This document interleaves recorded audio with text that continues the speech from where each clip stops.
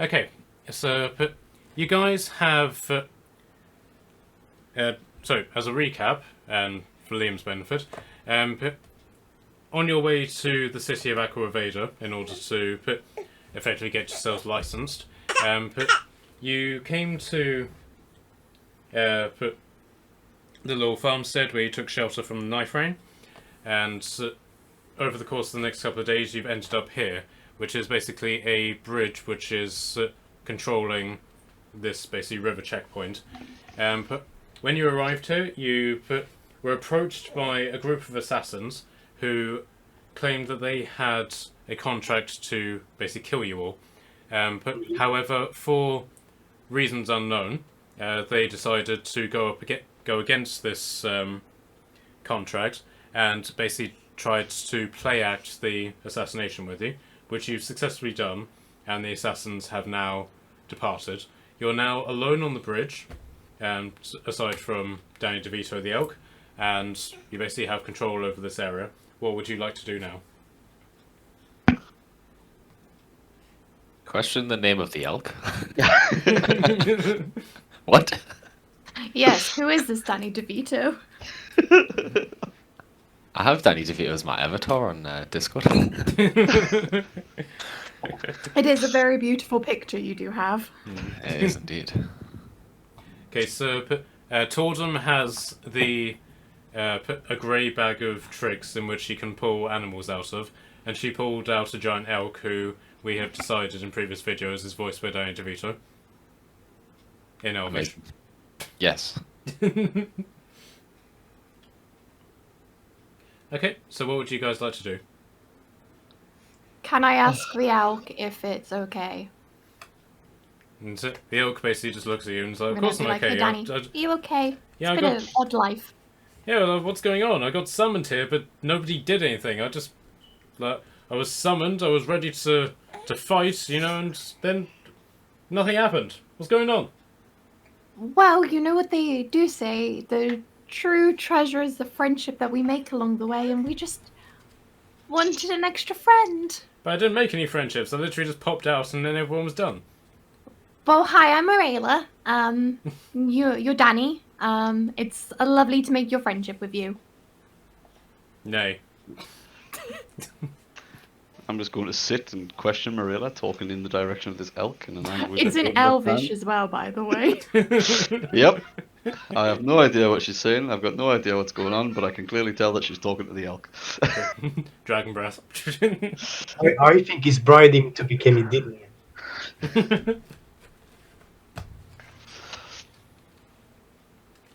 Okay, so do you guys want to do anything else? I don't think so.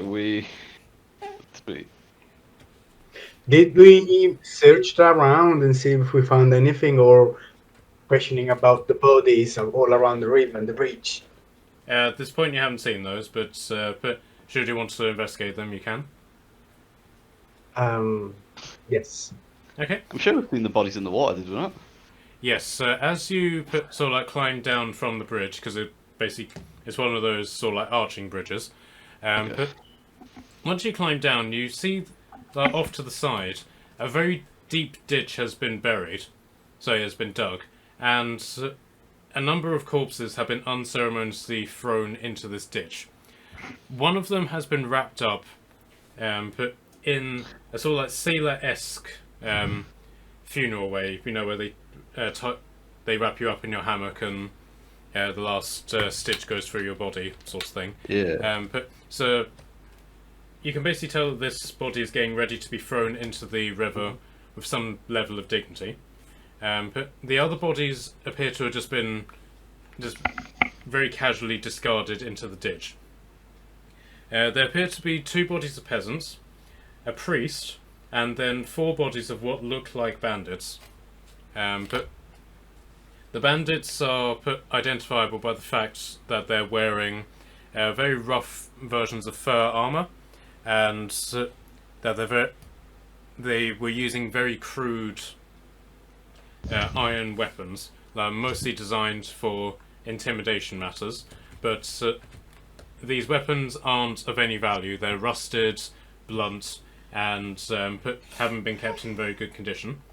Their armour, on the other hand, once upon a time may have been in good condition, but where they have basically been rusted with dirt, water, and blood, but they're now of no use to anybody. Judging by the wounds that are on these bandits, it looks like they were killed with single attacks. Oh.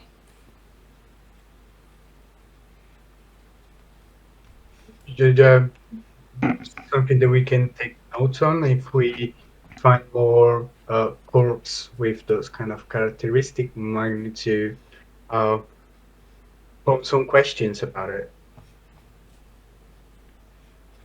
Yeah, that's a good point. Can we do like an investigate on like the wounds and stuff, see if we can discern what has done it? Okay, so you're investigating the bandits specifically. Yeah. Okay.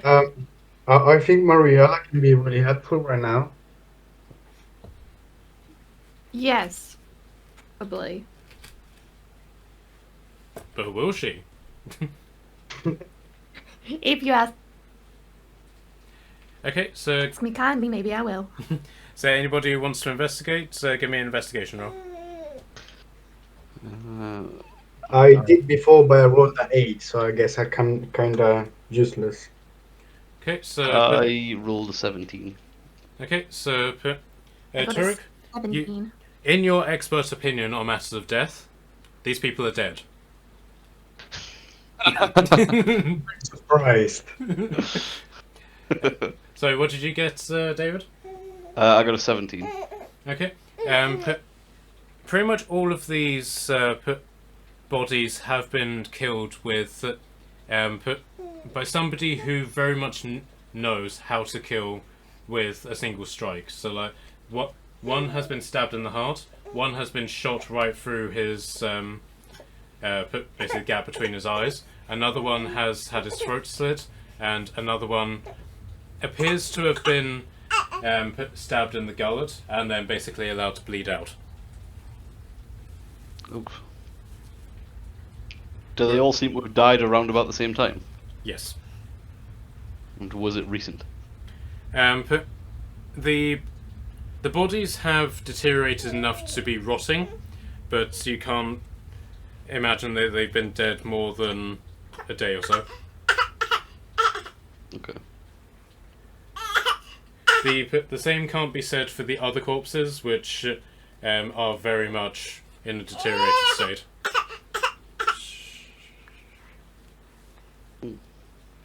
All right.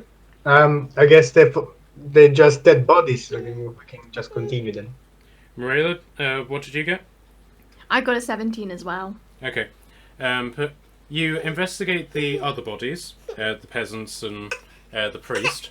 The peasants don't have anything on them, but you can see the priest was carrying had like a pouch on his belt, which appears to have not been touched by the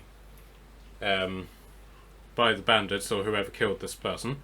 And when you investigate this, you can see that this guy had 2 healing kits on his person. I will, as I take them, be like, I'm so sorry that you had to die, but thank you. And then I'll also say a brief prayer to them, to the dead people, in hopes of them having a happy afterlife. Okay, so Tordon basically comes over and is like, can we eat them now? I don't really suggest that. Okay, so do you guys want to do anything else? No, I'm okay. We can carry on. All right.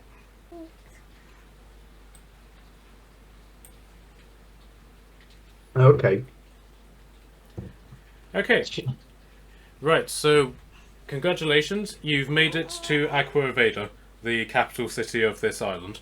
So, as you sort of pass the boundary for it, golden text appears in front of your eyes and says, "Location reached, Aqua." And you can each of you can give yourself 100 XP. Can I try and slap the gold writing in front of me to see if it's real? Unfortunately, it disappears before you can raise your hand to it. I just self high five myself then. Okay, yeah, so give yourselves 100 XP, guys. Liam, you as well. Okay. Bloody mouse. Okay, so as you enter this, sort of cross the threshold, as it were, you enter an area which appears to have suffered a lot of devastation, more so than the devastated areas that you've been in before. And you eventually come to this area which is filled up with a lot of hastily erected wooden buildings with thatched roofs. And it seems that a lot of people are living in each of these buildings. Yeah, so normally one of these buildings would accommodate a family of 4 or 5, but in these houses appears to be people in the more like 9 to 10 regions. People are being packed into these houses. But the road beneath you suddenly turns from just like a generic dirt road to something a bit more paved. It doesn't necessarily seem to be like the high quality roads that you had in Northwick, but these are more sort of like cobblestones. But as you cross over, you realise that you're in sort of like a farming district of this area, and in the distance you can see the city looming ahead of you. Kashan, you have been here before. However, you came here before the city was sacked, so you are very much surprised by the layout of the city, because whenever you were here last time, it was very much just like a giant bridge with city walls around it, as opposed to these divided up islands. Okay. But as you basically look on ahead, you realise that you actually know somebody here, and you're greeted by the familiar sight of the wolf. Oh, him again. The wolf is basically leading a very, very large orc with a great big beard and possibly a Mickey Mouse afro. Indeed, he is. And Liam, this is where you come in. I'm here. Unfortunately, his token doesn't have the afro, but you can imagine him being there. Take it. So the orc, aside from being sort of like heavily armed with javelins and a massive warhammer, but also has the identifiable metal and golden bracelet, which has been stretched to almost breaking proportions against his massive bicep. And also, Liam, where is your alpha tattoo? On my throat. Okay. And under his beard, even though you can't see it, is a mark of the alpha. Concealed. Shh. So the wolf basically recognises you and comes bounding over. He sees Marilla and gives her hand a big lick. Oh, I give him a little rub on the head. I go, "It's good to see you again, little guy." He goes over to McKelly and sits down and gives him a doggy high five. ah, pat on the forehead. He goes over to you, Kashan, and simply gives you a singular bark. I'll bark back at him. And then goes over to I Tordum. bet. Goes over to Tordum and threatens to give Tordum a bite. That was me. Sorry. Okay, so Liam, do you want to introduce a lumber? This ain't waterproof. Yes, I am a lumber. I am a very stupid but strong character. One that sort of just loves to interrogate people, fight people, start conflict. Not much for the intelligence, but anything that needs sort of brute strength, I will be there. You're a barbarian, aren't you? Yes. Barbarian, yes. And you are also in possession of a spear of lightning, aren't you? Yes. Okay. Yeah. Okay, so do you basically want to explain a bit of your backstory that I sent you? Yeah, pretty much. I was recruited into the alphas by a guy called Meat. I was basically just took on a mission to slay monsters, which I did with no such issue. Initiated into the alphas and sent to the city of Aqua Evadia. Evadia, am I pronouncing that right? Sent to the city to link up with you guys that were here, but when I arrived, there wasn't sort of anyone around that yous hadn't arrived yet.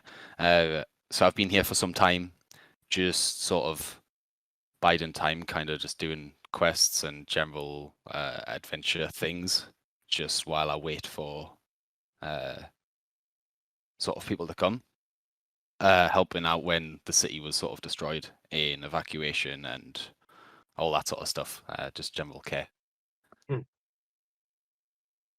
So you must know what happens to Aquaveda. Did you see who tried to destroy the city?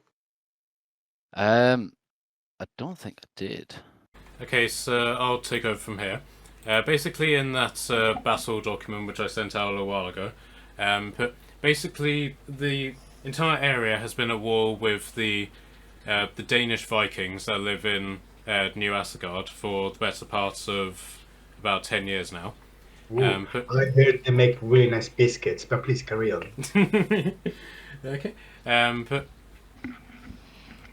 5 years ago, round about whenever Alumba came to Aquaveda, was effectively the final battle of the war, and the Danes were able to successfully invade Aquaveda, sack the city, and take the spoils of that sacking back to New Asgard.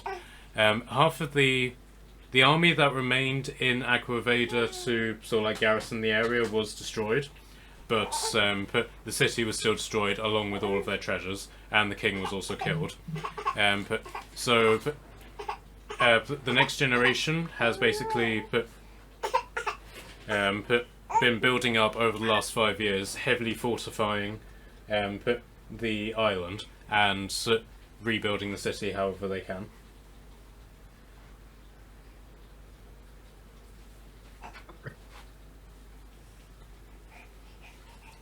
Well, clearly they've been just rebuilding the city from the inside and not from the outside.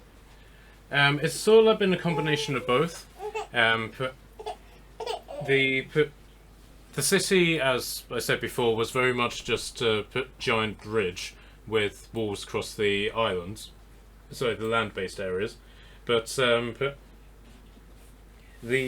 new king appears to have something of a military mind in his head.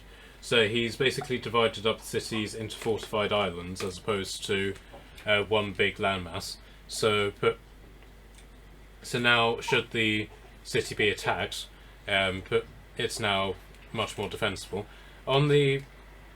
This area that you're currently in appears to basically be like the refugee camp, and then on the other side of the river is the aspects of Aquaveda which are still in ruin.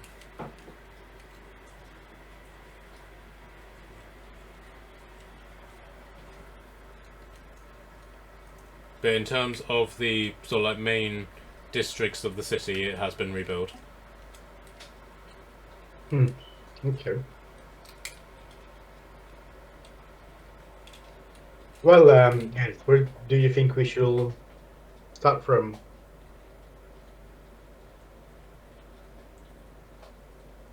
Does anyone want to jump in on that? I think it might be best to try and make our way inside the city first and see if we can find out what's going on.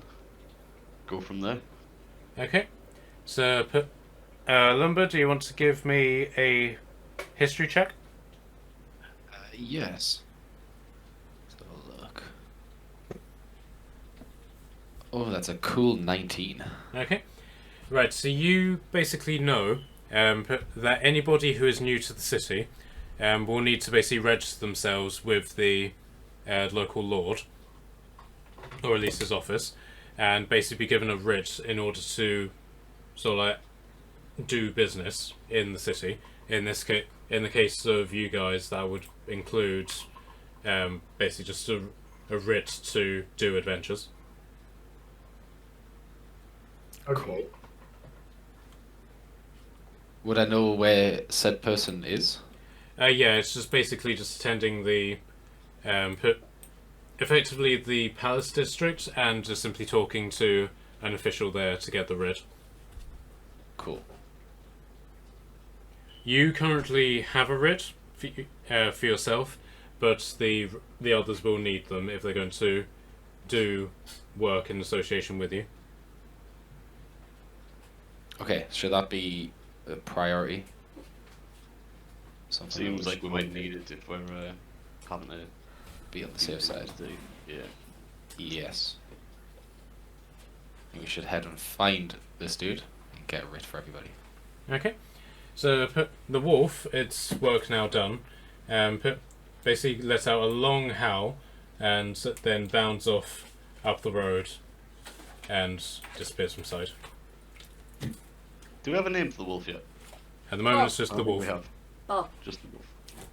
Bob. Bob the wolf. Bob the wolf. Okay, so which routes would you like to go? There's a big crowd just up the path where you're going, but basically where there are guards in pairs is basically an entrance into the city. Right. I guess just for the crowds. I am curious as to like the crowd and what's going on over there. Same. Okay, who wants to lead? I'll David. lead my way up here if I'm already up here, I guess. I Okay. was gonna say not me. Start walking ahead. Yeah. It's my pen. Being a 5-year local myself, I'm good. Oh, I deleted myself by accident. That's fine. I'll I was wondering where you just disappeared take to. it. Thank you. Nope. You delete yourself again.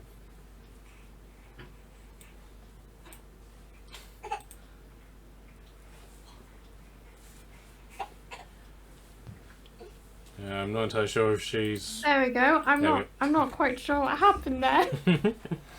Technical difficulties. We're all down here. Okay, so you approach the southern gate, and there's a large crowd of people basically just waiting to get in. But where they had once formed an orderly queue, they're now just forming a scrum just around the gate, to the point that nobody can actually get through. There's a singular guard basically trying to hold the crowd at bay, and he appears to be arguing with a very handsomely done-up dwarf in a top hat. I need to see this dwarf. He has a rivaling beard. I don't like him. Okay, bear with me. Can we get a blow up?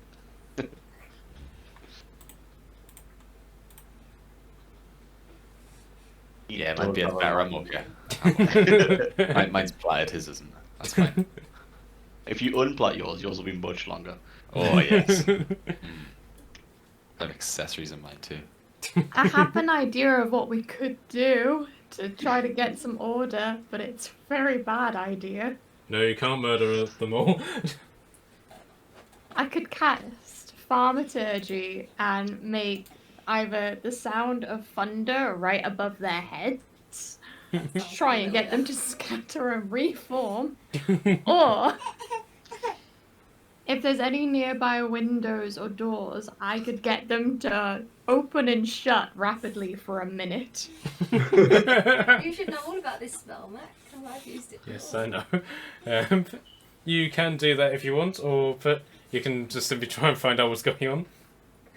I'm gonna look at everyone with big eyes like, is this a bad idea? Is this how trouble is made? I don't know. I'm just gonna like tap the person at the back of the queue and ask what's going on.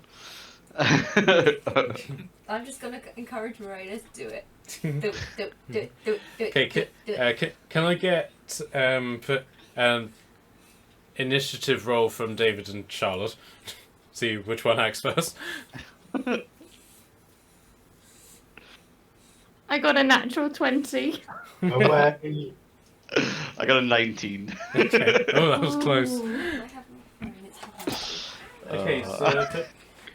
Okay, so Charlotte, you act first, as it were. Yeah, I'm gonna make I'm gonna make a really loud rumble of thunder right above their head. So it's not like high above, it's right above their heads, and it can last for up to a minute. But I'm only gonna do it for like a short amount of time.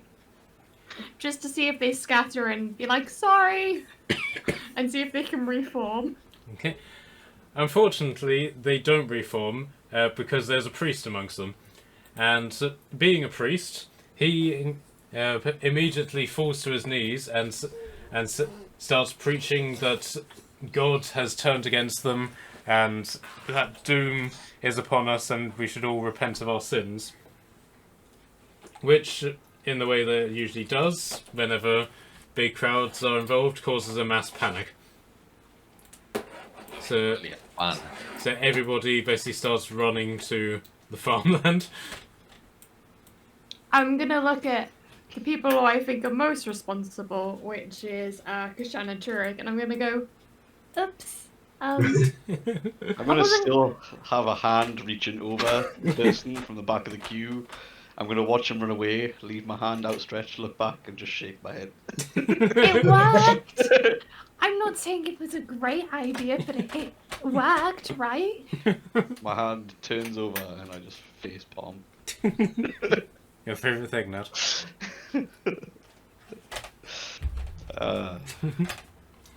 Okay, so well, everyone. Commander. I suppose I'll shake in my head still, walk up and see if I can overhear what's going on with the dwarf, who doesn't seem to be scared. okay, so you just leave the priest just preaching in the Yeah, the head shake is also at the priest. I can deal with the priest after. Define deal with. I can say that it's not actually hell breaking loose, but actually it's a gift from my goddess of happiness and joy, and that we should take it as a good omen rather than the destruction of the world. Okay, give me the persuasion check. Sorry, the baby started opening windows.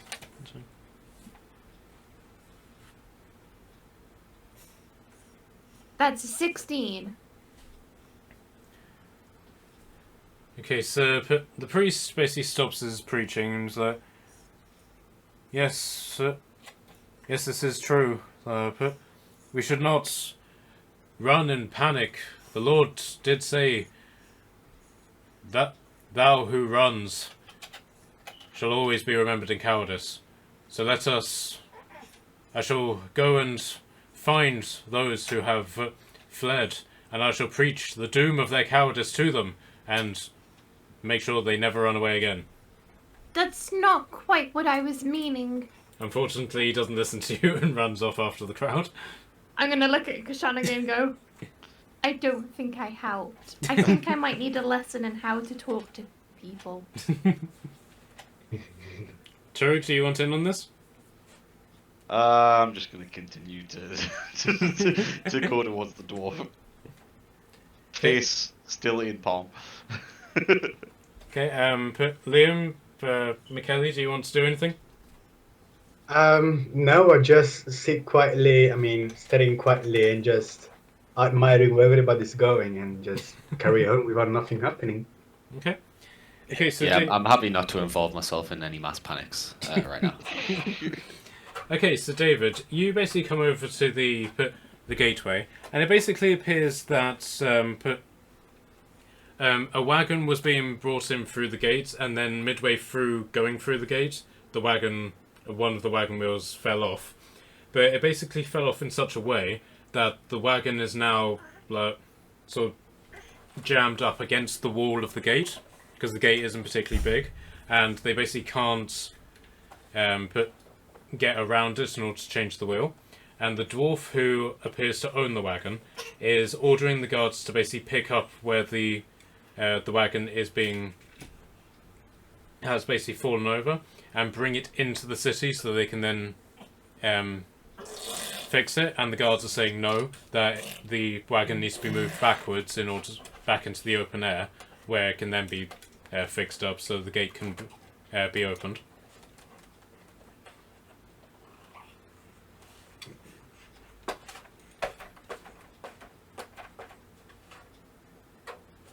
There are 3 quite strong men among us, so I guess we can just give it a push. Can I catapult it? Well, Unfortunately, it's too big. Yeah. But the means don't appear to be the problem. It's the direction that the cart should go in that they're arguing about. So, right, what's the issue? The dwarf wants to take it inside the city. Yeah, yeah, so by stuck in yeah, the so- wall. yeah, so basically the wagon is blocking the gate, and they can't fix it while it's in the gate. The dwarf wants the guards to take it into the city and then fix it inside the city walls. The guards are saying no, but they'll move the cart backwards, like back out into the open air, where he can then fix it there.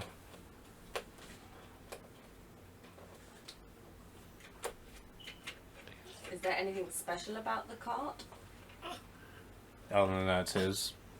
So these have got like nothing of value on it, is what I'm saying. It's The reason he needs to be typically taken in. It's loaded up with traditional sort of like trading goods. You can sort of tell by these goods that this guy in the top hat is some sort of merchant.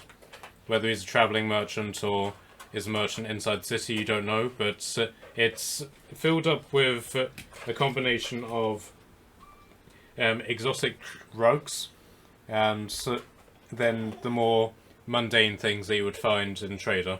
Pieces of paper, books, scrolls, clothing, occasional bit of dried food, that sort of thing. Ooh, rugs. Yes, rugs. Yay! I went to steal the rug. Sorry, I was bellowing out after getting soaked in the rain, okay?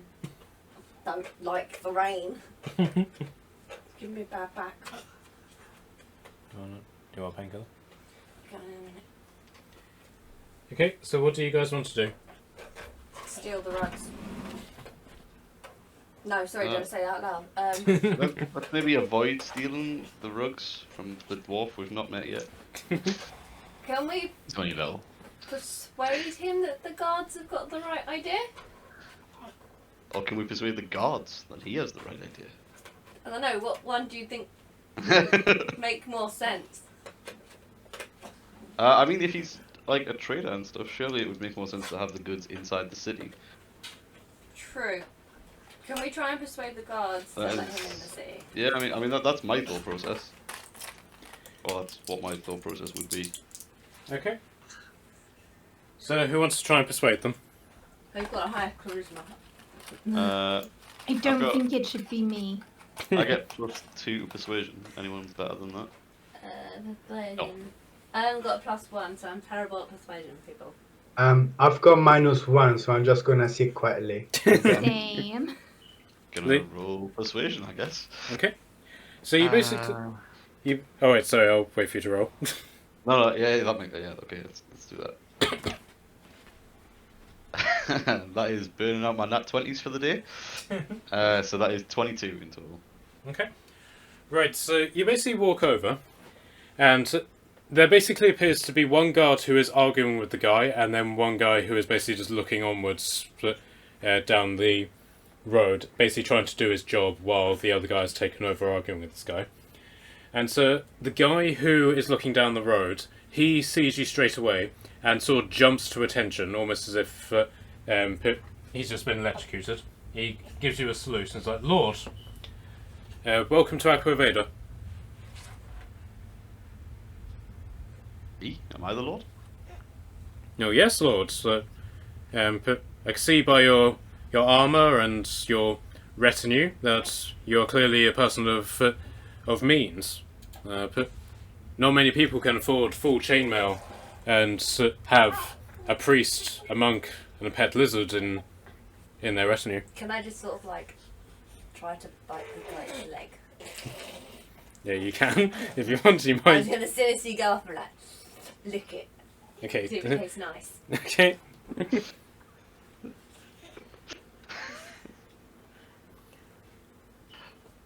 I don't know. Right. Sorry, I'm just like stunned everyone. No, It's so- like, I'll just- I'm I'll just- licking this guy's I'll, leg. I'll just let you do that narratively. Wait, what's happening? What is she licking? I heard she's licking something. His leg. The guard's leg. She's I'm licking the threatening guard. to eat the guard by licking his leg. If he's gonna call me a pet, I'm gonna eat him. Okay. Yeah, this is normal. This is what the lizard does. Yeah, so David, what do you want to say to this? I'm gonna first try and get Tordon not to eat the god. That seems like Fine. a smart first I'm move. gonna soak him up. I'll look at the god and say, in case you can't tell, she's not a pet.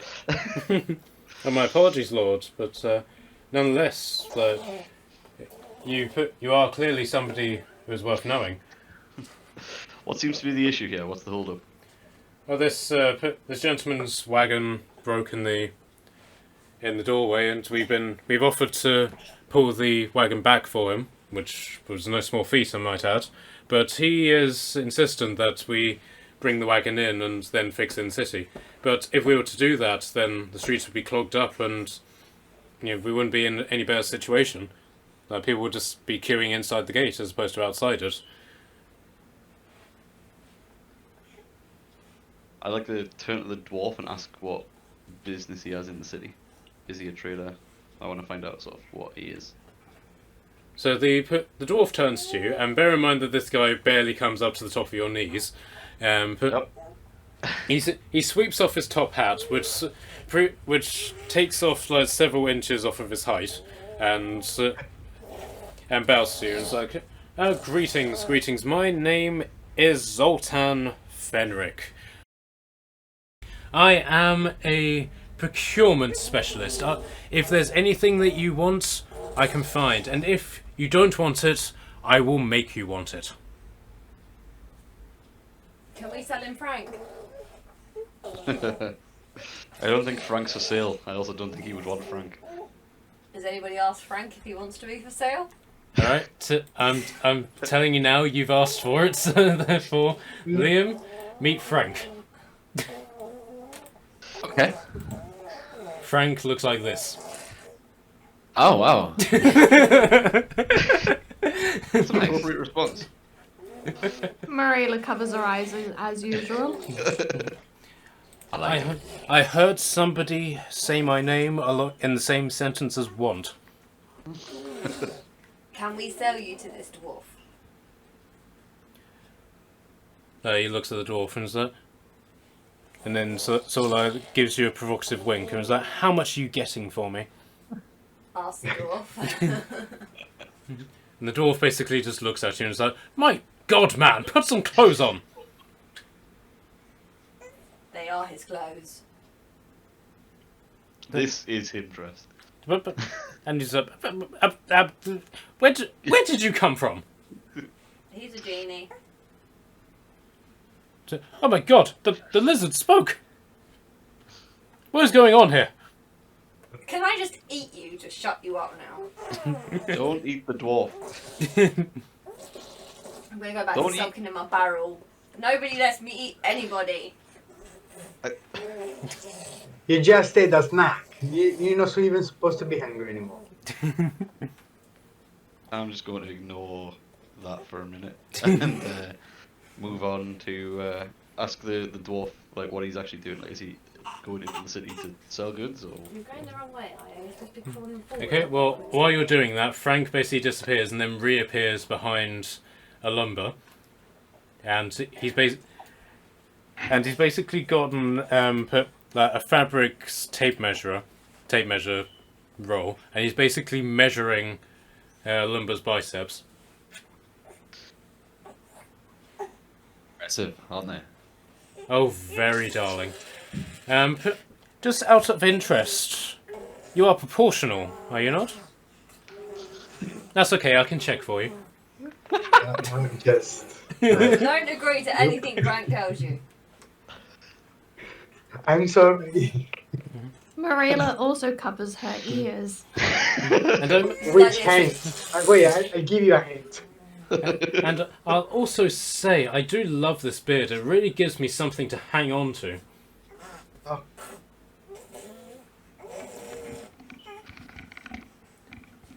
And as he's filling your biceps, he basically finds the bracelet and is like, "Oh, you're an alpha. You certainly feel like an alpha. Yes, you definitely are one of the alphas. And just so you know, I do a very special service for alphas. Right, Frank, go what's away. that?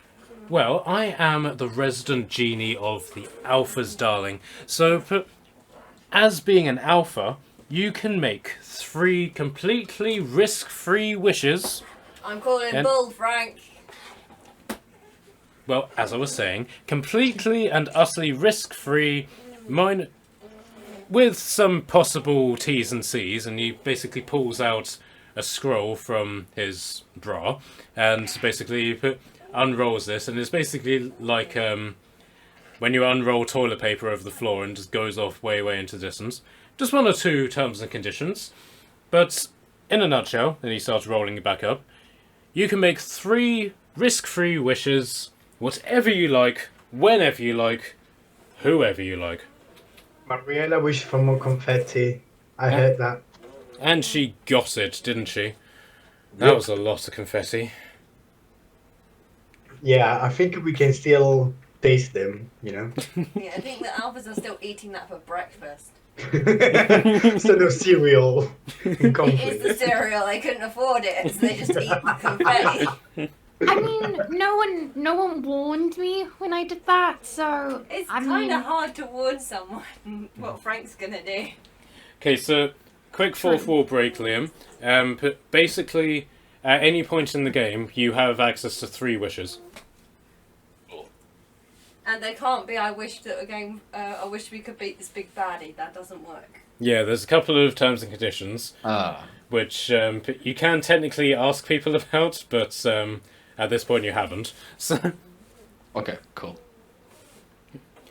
well, if that's all, darling, I have business with a very also muscle-bound figure, who I believe you know. Don't worry, Jason, I'm coming. Deeply. He disappears. No Well, comment. that was something, wasn't it? Meet Frank. Liked him. Liked him. He hangs around. Okay, so David, what are you doing? I completely forgot what was going on. I got distracted by Frank. Yeah, he has that effect Tell on the people. guards to let the dude in, or tell the dude to stay. Oh, right, yeah. What's it called? Can I... Right, so the dwarf said he was a procurement agent? Is that right? I've lost track. Matt went to get a drink. It'll be 2 seconds. Okay, that makes sense. So we just tell him tell the guard to let him in. Sorry, what's the question? Fix the car inside. So the... I think we're just going to try and persuade the guard to let we move the cart inside. Right, give me a persuasion check with advantage, because he thinks you're a lord. That's true. I am lordly. Oh, but why don't you say that, like, that's your cut and, you know, just lie instead? I got a 16. Okay. So the guard basically seems somewhat indecisive about it, and then he basically nods, gives you a brief salute, and he's like, "Yes, Lord," and he basically just turns to his companions. The Lord said we should just let them in. Like, I mean, this is getting stupid. Like, the crowd's just dispersed now, so we can let them in. No one's really going to be coming through this gate for a while, so we should be fine. Is it? Fine, but you're doing it yourself. Like, yeah, I can manage. Like, just hold my spear. I'll ask Alumba to give us a hand and I'll help take the cart in. Fine. Lumber, you going to help? Yes. And that's exactly how he answers. Yes. Just walks Yes. forward, does it? Okay, so the dwarf basically relents and allows the soldiers to basically move the cart in. It's not particularly heavy, but it has been wedged into the rock somewhat. So after a bit of scraping and stuff, you were able to basically lift it up and wheel it along. The the donkey that was pulling the wagon seems to be one of those really complacent donkeys that doesn't really give a rat's ass about anything. So it takes a little bit of persuasion to get through. And after sort of like 10-15 minutes work, you're eventually brought inside the city. And you can basically see from the layout of the city that the guard was actually correct in this regard, because the area is very, very cramped in between sort of like watchtowers and the wall of the city. So you can't just simply move the wagon through the gate and then put it back down. You need to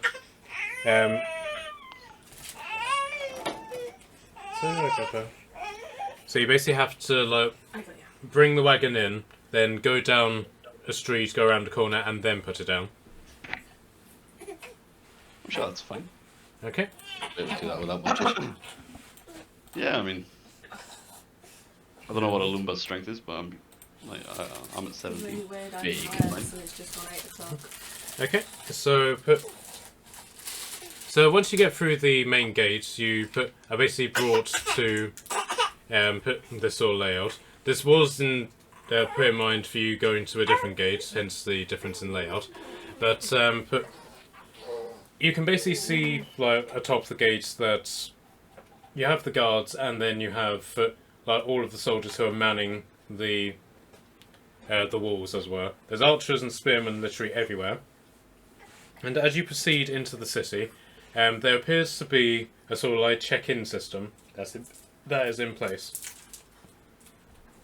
But as you basically go through the first gate and into the courtyard, you're then brought to a second gate, which is what you're looking at now. Ahead of you, literally right in front of you, appears to be a priest who is being flanked by 2 red paladins.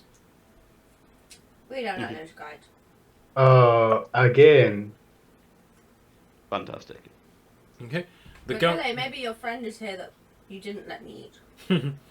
So the priest and the red paladins, however, don't appear to be victims of the queuing system. And once they basically establish who they are with the guards, they're able to just simply bypass the queue and also bypass this check-in system and just immediately walk past it and depart into the city. Everybody else, however, is required to queue up. That include me as well? The guards recognise you and specifically your writ, so you are allowed entry. The rest of you, however, would need to queue. Haha. Suppose I'll join the queue. Okay. But the guards and the peasantry around you seem to immediately recognise you as a lord as well. They all seem to be following the same logic that the fact that you have chainmail armour, a dedicated weapon, jewellery which you're displaying on your body, the fact that you have a priest and a monk in your retinue, and apparently a pet lizard, but they consider you a person of means and therefore a lord. So after a few moments of just simply waiting in queue, the peasants actually step aside and allow you to go ahead of them. How kind of them. I'll guess I'll follow up to a lumber. I promise I won't eat anybody if they manage. That's a very good idea. Can I eat the bad guys then? Maybe later. Yay. I'll compromise, that's fair. Okay, so as you enter this part of the city, you can see that against the walls of the towers are several cages that have people inside them. But they don't appear to be particularly badly treated. However, they don't look particularly happy, and all of their possessions appear to be stripped from them, aside from the clothes that they have on their back. That doesn't seem nice.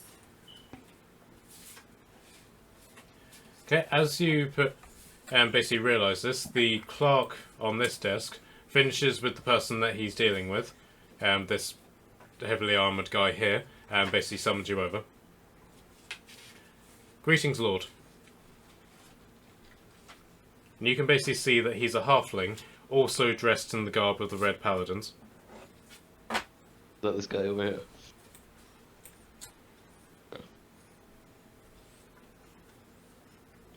Oh, it feels like I'm Do you sort think of we might have taking started a fight with the wrong people? No, definitely not.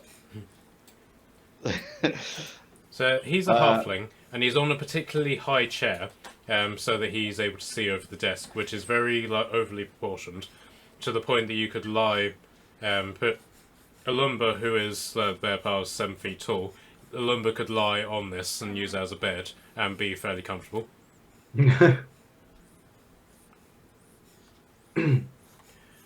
So he pipes up, "Greetings, Lord. May I ask your business in the city?" Greetings. We are but travellers looking to gain a writ of adventure. Well, we don't provide writs of adventure, not at the moment with the potential of war, but we are able to issue an oath of writ of mercenary work.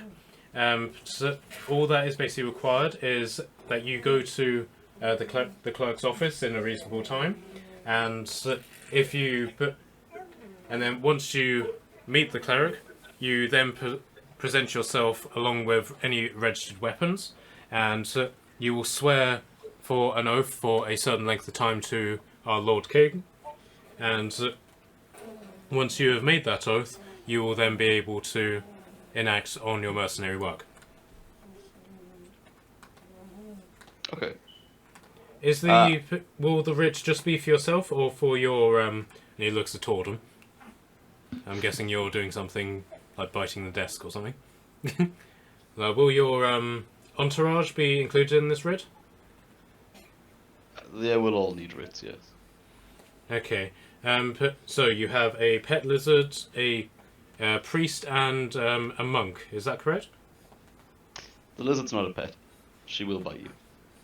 I'm a wizard. Talking lizard. Never seen the Okay. like. I'm a wizard, not whatever. I'm a wizard. I just shrug at him I'm and tell him he gets used to it. I'm also not a priest. I haven't earned that title yet. I'm gonna cast illusionary script and go, look, wizard. Okay. Write the word wizard just in front of the guy's face. No, but he basically tries batting away as if like an insect has just appeared in front of him. He's like, okay, I believe you, I believe you. My apologies, Lord. I didn't mean to offend your lizard. I'd also like to ask him where I could speak to a member of the guard, because we have the note from the courier. You have a courier's note, but unfortunately I do not know such things. However, if you attend the Palace District to register your oath, then you will be able to find the captain of the guards if you get there in good time, and you can then discuss such matters with him. Okay. I tell him I appreciate the help and continue into the city. Before you go, Lord, and he basically takes a very large stamp to the point that he has to hold it with 2 hands. He stamps a piece of paper in which he's basically written your name, so I'm assuming you gave them to him, and he basically said, "Do not lose this, Lord, as this is your access to the city, and it is valid for a full calendar week, at which point it will be replaced by your oath should you make it." Very well. Can I say that I gave him fake names? Sure. What names do you want to give? Oh, I didn't think that far ahead. I'm just thinking that if this is a town that's very red paladin, and according to the assassins, we're somewhat known and want to be killed, I feel like it might be best not to use our actual names. I go up and say, my name is Tia, which is my childhood name, but I just like smile and like try to make myself look like younger. I'm like, I'm Tia, nice to meet you. Okay, so we have David the dragon, Natalie the lizard, Tia the elf, McKelly the Oh yeah, monk. that makes sense. Let's do that. McKelly the Wait, monk. that's actually a really good idea, yeah. But Liam, do you want to be Liam the orc, or do you want to stick with the lumber? I would assume that people just sort of know who I am. I've been around, so I'll Okay. stick who I've just been me. Okay. Very well, Lord, and he stamps this document and basically rolls it up and ties a ribbon around it and gives it to you. If you would like to present the weapons that you would like to register to my colleague at the desk here, and then you'll be free to enter the city. Oh, that's gonna take a while. Okay, so Basically, just give a visa. yeah, a week-long visa, yeah. So I have to give him my sword. You just need to present your weapons. So you can basically register all your weapons and go along with it, or you can try and hide some weapons on you and do a deception check. I can just show him my dagger and my longsword, because I don't really know how to show them that I can just go "Pah!" and blow someone up. Okay. I don't really know how that works, so they can see my sword that I stole. Okay, so McKelly, do you want to just register everything you have? I can, but do I need to give up my fists as well? They are weapons. Yeah, these sort of like screw on, but you know. Marilla, do you want to Keep my stuff. present all of your stuff, or do you want to? Yeah, I'm gonna get out my mace and my javelin that I have, and I'm gonna go, what about magical weapons? And the guard turns to you and says, define magical, my lady. This, and I'm gonna do a little wave above my head, and my spiritual weapons are gonna appear. But like, what about this? I only call it when I really need it, but ta-da! Okay, and he basically just writes on his list, magical star-shaped thing that appears at will. I'm assuming it vaporizes things? More like it does damage, like force, like if I was to throw it, like command it to go into something, it could hurt it quite badly, like being punched in the face, I guess. That I think can you should. punch in the face. Okay, you may need to pay a tax on that, but otherwise that's fine. Okay, thank you, and then it's gonna disappear. Okay, so David, you are the one who is armed literally to the teeth. So, I mean, I don't want to cause any problems just yet. So Just I'll yet. just sort of bit by bit. Has anyone seen the animated version of Sinbad from way back in the day, by DreamWorks? Yes, I do have my You know the bit- weapon. Yeah, so you know the bit where he gets to it and he just starts pulling out knives and grenades and stuff like that. I imagine this kind And of when thing. they're running away, he's still doing it. And he just then just sort of bundles it all up and just wanders off. Yeah, that's kind of how this situation's gonna play out. I was expecting the Pirates of the Caribbean bit where Elizabeth Swan has all of her massive guns but and. It's a fairly similar. concept. Yeah. There was 100% part of us that was about to try and play off my great axe being a walking stick, but nah, I'll just declare things as it goes. What happened? I can do a cavity search if that's required. Not right now, Frank. Maybe on the Actually, gauntlet. one more weapon. Keep your review, please. Shh, it's Keep okay. your weapons to yourself, Frank. Can I use one of my wishes so that Frank does a cavity search on David? In I'd all- appreciate if you didn't. in These all things hon- go badly. In all honesty, you could probably just simply ask him to do it, and he would do it. But if you if you really want to make a wish out of this, you can. I could just hold him down. I will make it a warning that I will bite Frank. That's my job. Security and bondage, an orc after my heart.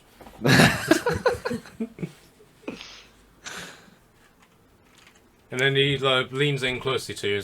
Tell me, what is your view on being held upside down? That's not okay. Oh, okay. Maybe next time. He disappears.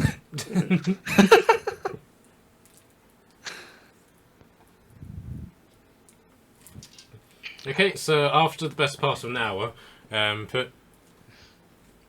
Kishan, you've presented all of your weapons, and you are basically allowed to rearm, as it were, and enter the city.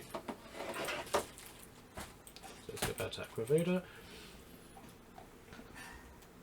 Okay, so you guys are basically here now, on the inside of the city. And this guy is now over here.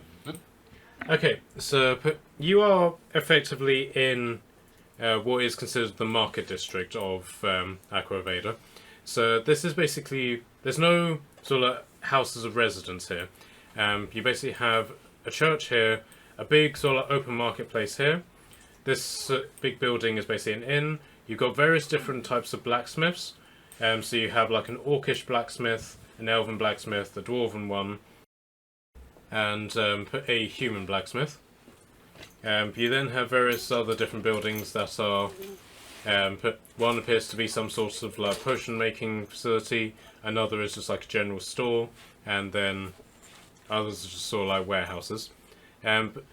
The city is basically linked together by a series of bridges, and then areas in the river which at low tide can be crossed just purely on foot.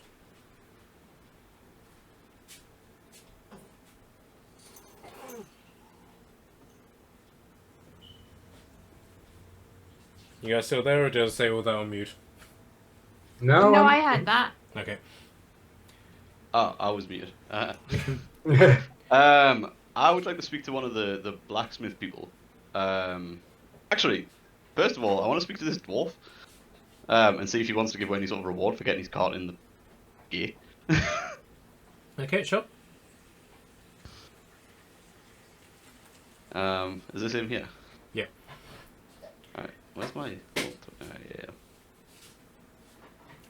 So he's managed to put... the guards have basically fixed the wagon for him, and he's now trying to negotiate his donkey to pull his wagon over to one of the warehouses.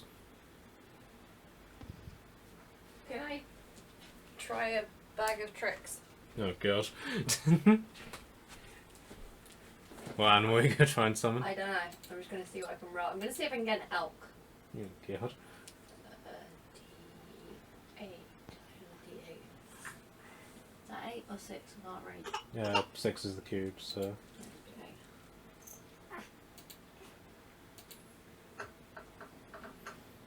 A 2. What does the 2 get you? I'm just going to go find out. I can give him a giant rat to pull it. Okay. Where's giant rat? So I pop my head out the barrel and I just throw this giant... I choose you, giant rat. And this giant rat just sort of jumps out. Okay, so... Liam, is a lumber averse to giant rats, by the way? No. Okay, so a giant rat, basically about the size of a small pony, basically just materializes out of this bag that Tordum has, and basically just flies at the dwarf with a... And I tell it to behave itself and act like a pony. So the guy can strap it up and make it pull his wagon. So the dwarf basically looks at this thing and goes, "Oh my!" It's that or nothing, mate. Is that or I'll eat your hand? Wait, I Do you want don't. that hand or not? I Left don't- or Don't right? eat the Your dwarf. choice. So, surely that can't be sanitary. No, it came from the bag, so it's about as sanitary as the elk was. We also ate a boar. You may have a point. I missed all 6. I was getting. Yeah, he's complaining that's not sanitary. I've just summoned it. It ain't been anywhere dirty. I just made it out of thin air. He does his best to try and ignore this giant rat that's just sitting next to him. Use it or lose it, mate. Lord, how can I help you?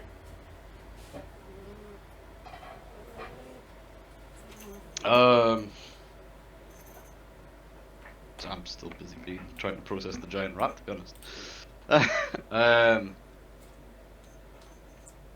I'd like to ask him where he's aiming to head to and if we can provide any more assistance.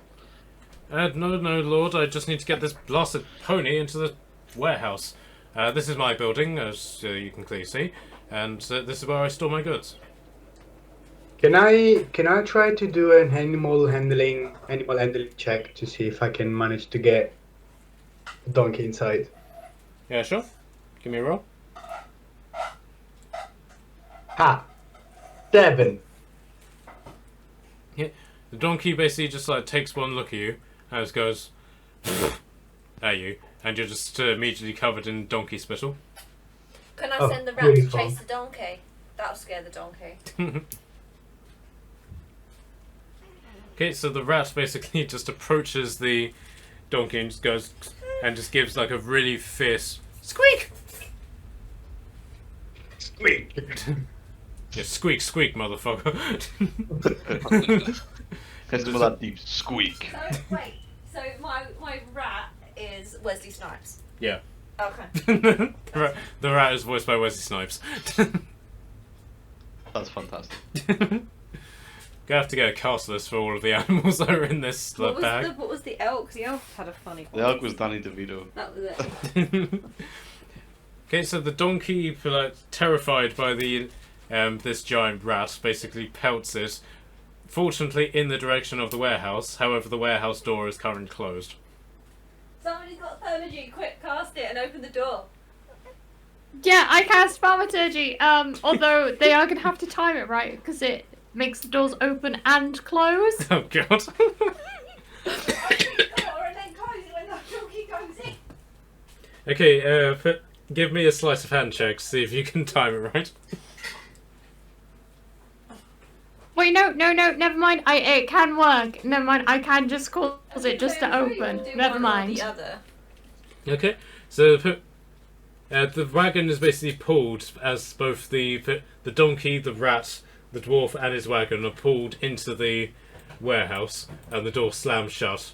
Unfortunately, the rat is currently stuck in the warehouse with the dwarf. No, it's not. I now destroy the giant rat. Okay, Now, is it the right hand or the left hand you're going to give me, dwarf? the dwarf's now in the warehouse. You scared the Oh. the wagon into the warehouse, so he's now locked in his warehouse. Aye, then it's fine. Was the dwarf on the wagon? Yes. Alright. I'm gonna walk up to the The door of the lizard warehouse. can be helpful when she needs to be.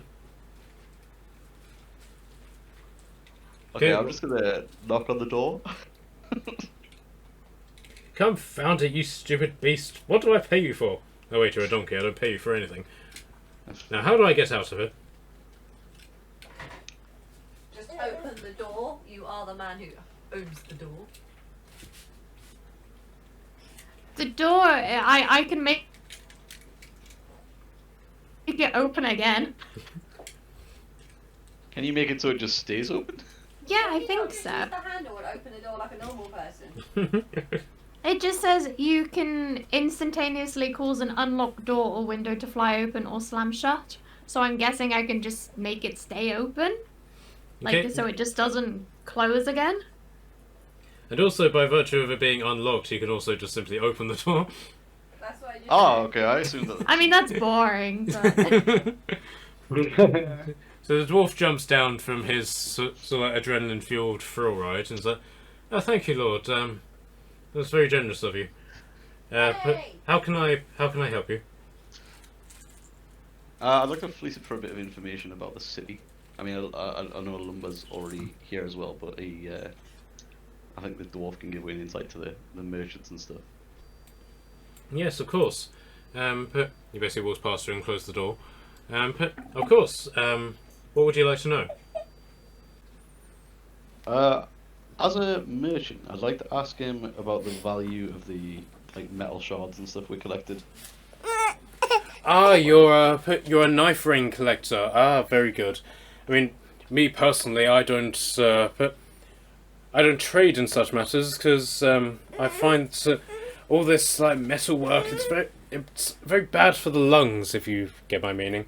But, however, if you were to take it to a blacksmith, they would quite happily pay you for such metal. However, and he looks around conspiratoriously, is that I would give you a word of advice. If you were to just simply give this metal over now, you would be given, shall we say, the current rate. The best thing for you to do, my lord, would be to hold on to this metal until metal becomes somewhat scarce, in which case you could sell it for twice, maybe even triple its worth. You're a very shrewd dwarf. Ah, but you see, I am both a dwarf and a merchant, and the two cannot go without a certain degree of cunning. And also, I'm English. Cunning is literally bred into me, much like my beard. Is there anything else I can help you with, Lord? Do you have any food?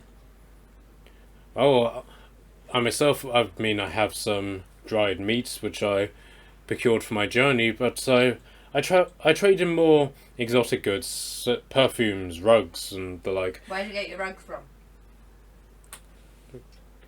And he looks at you, sort of alarmed at your tone, and is like, "No, I procured them from a fellow trader." Are they fur rugs? Are they tapestry rugs? Are they woven? Are they pelted?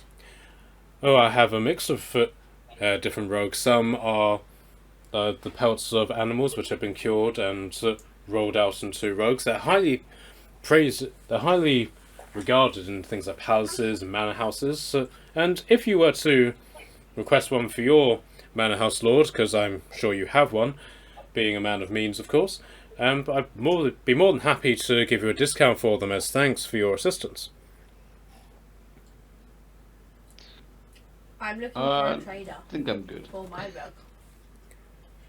Well then, I would be most happy to do business with you. However, I'm tired from my long journey, so if you were to come to by my shop tomorrow, I'll be more than happy to do business with such a... He gives a really long sniff. Exotic creature as yourself. I'm not the rug. You can be. My people don't secretly do that to our enemies. That's not really a secret. I'm getting more and more concerned about the lizard the more I know. What sort of time of day are we at? It's late afternoon, bordering evening. Okay. Did I just teach David something? Should we? I think seeing as he's been around for a while, I think I'd like to ask Olumba if there's a place we should get sort of lodgings for the night and then deal with business tomorrow. I sleep on the floor outside. Okay, so you know of like a local inn which is pretty much sort of like the main inn of the area, which basically does food, drink, entertainment, and has business with like the red light district. However, it does charge quite expensive rates, and Hence he sleeps on the floor outside. yeah. So there are places that you can basically stay in the city. Like you can basically just like break into a warehouse or try and get lodgings somewhere else. However, if you don't want to pay like at all for anything, you can either cross the river to the ruined area, where you would be able to basically just find like a good set of ruins and basically just sleep under the Did stars. somebody draw somebody pissing off a bridge? Yes, and Okay, my map resumed. or you can try going to the local temple and seeing if they'll give you lodgings in exchange for a donation. As the city's resident alpha, and I think I'll leave this one down to Olumba. I'll let him direct us to where it'd be best to stay. I sleep on the floor outside. And we can go to the on the inn. floor outside. I Oh, can pay good for for you. everyone. I don't mind. I think I Yeah, wanna mean, do it. should we go investigate the inn? See what is happening there. Okay. Matt, you can have the rest. Okay, so you enter the bar, and despite it being sort of like late in the day, it's the inn doesn't seem particularly crowded. But it's basically a large rectangular building that has a second story, which is rare for the buildings in Aqua. It was very much a case of like this inn was the first building that was built when the aside from like the main palace and the church. So this place has had a lot of care put into it. Other than that, the place is quite dilapidated. There's stains all over the floor from drinks and where bar fights were happening, and the furniture is very simplistic.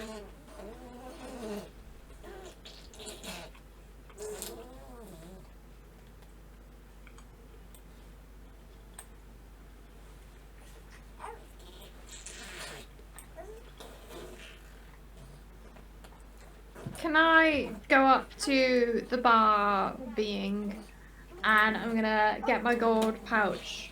Oh, that wasn't English. I'm gonna get my pouch of gold out, and I'm gonna slam it onto the bar. Be like, may we require? Wait, how many of us are there? Who wants rooms? Everyone, can you put your hands up if you'd like a room? I raise my hand. Okay, one. Good. Does everyone like a room? Does anyone want to share? I don't mind sharing.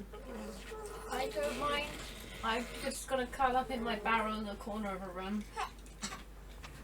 May I inquire then how much free rooms would be, and then a barrel and a comfy chair? So the barman is in the process of cleaning a mug, and whenever he realizes that you're talking to him, he puts the cloth down and for some reason picks up an onion. And this appears to be a favoured onion because he basically just for some reason starts polishing the onion, and you can sort of tell that this guy's not particularly with it. And he's like, shall we say, will you be wanting the means of refreshment with your stay? Yes, if it's possible. I think a meal would do us all good, right? I mean the capacity for bathing, lady. Oh, who wants a bath? Not me. Keep your smelly baths. Okay, anyone else want a bath? I'm good. Okay. No thank you then. And Just- will you be requiring food-based products? Some food would be good, yes. That would be very kind of you. And will you be requiring visits of the entertaining capacity? And then I'm gonna look, to Turk. I'm gonna go, he means like the people when I first met you, right? Yes. Okay, I don't think so, no. Okay, I so don't want to spend my gold on that. No offense, guys. well, I will be able to, if you want 3 separate rooms, I could do them for 2 gold each. However, if you're willing to share a room, I'll be able to do it for 1 gold each. Oh no, 2 gold each is fine. 6 gold altogether then, and then is it extra for the food? No, the food is included in the price. Will you be wanting this room today, sister? If that's possible. I'll believe it will be. However, if it isn't, I will give you a splendid room somewhere. Somewhere. Thank you. And then I'm gonna dish out 7 gold. And I'm gonna go, here's 6 for the rooms and 1 for you, sir, and may Lyria bless your day. Well, that's very kind of you. But for this, I will ensure that the food doesn't have any hairs in it. Oh, confetti. I mean, Thank you. I could put some confetti in your food, sir, if you like. Not particularly to my taste, but I cater to all aspects of staying and living, as it were. Of course, I wouldn't do anything illegal or particularly, what shall we say, fraudulent.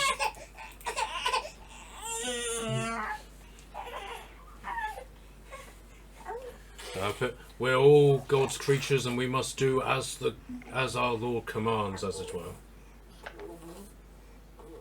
Yes. May I just, quick question, who is the god that you worship here? Well, here in Aqua, my lady, we worship the holy trout. You are, of course, familiar with the story of how the prophet fed the 10,000 with naught but bread and fish.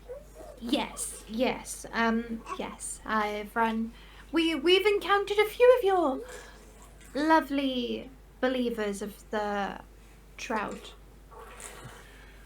And I suppose they were of a very pious nature. Yes. And he turns around and sees Frank and says, how did you get behind my bar, and where are your clothes? Wait, are you here for the ladies' night thing? Because I'm fairly sure that's next week. And Frank basically says that, oh no, I'm not part of the show, darling. However, I'm more than happy to give you a private viewing if you like. And the barman, not particularly guessing his meaning, says that, scratches his head and says, if you're here for auditions, I'm afraid those close. If you're not here for the performance, then you may be able to talk to the person doing the performance and see if he'll do a double act, but I don't think he will. Frank, get out of here. Leave the man alone. No, if you insist. He zips behind the Orcian. Do you still want that cavity search?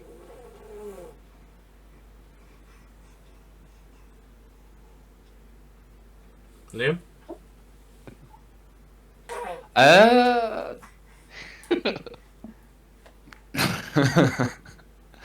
much do I want to provoke? Kashan. How much will I enjoy it? Weigh up the pros and cons. No, I'll leave it for now, thank you. I may request it later, depends on how the evening goes. Oh, I'll be keeping a very close eye, darling. Ta-ra. I love the pop in and out. Okay, so Marilla has effectively paid for your lodging. Is there anything you would like to do before effectively taking your long rest? Good?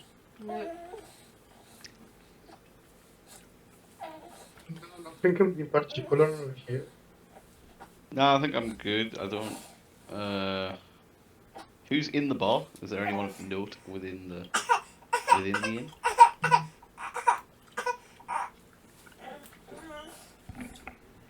Okay, so there's a bard basically playing on the piano, which is more like 2 pianos that have been put together, if that makes sense.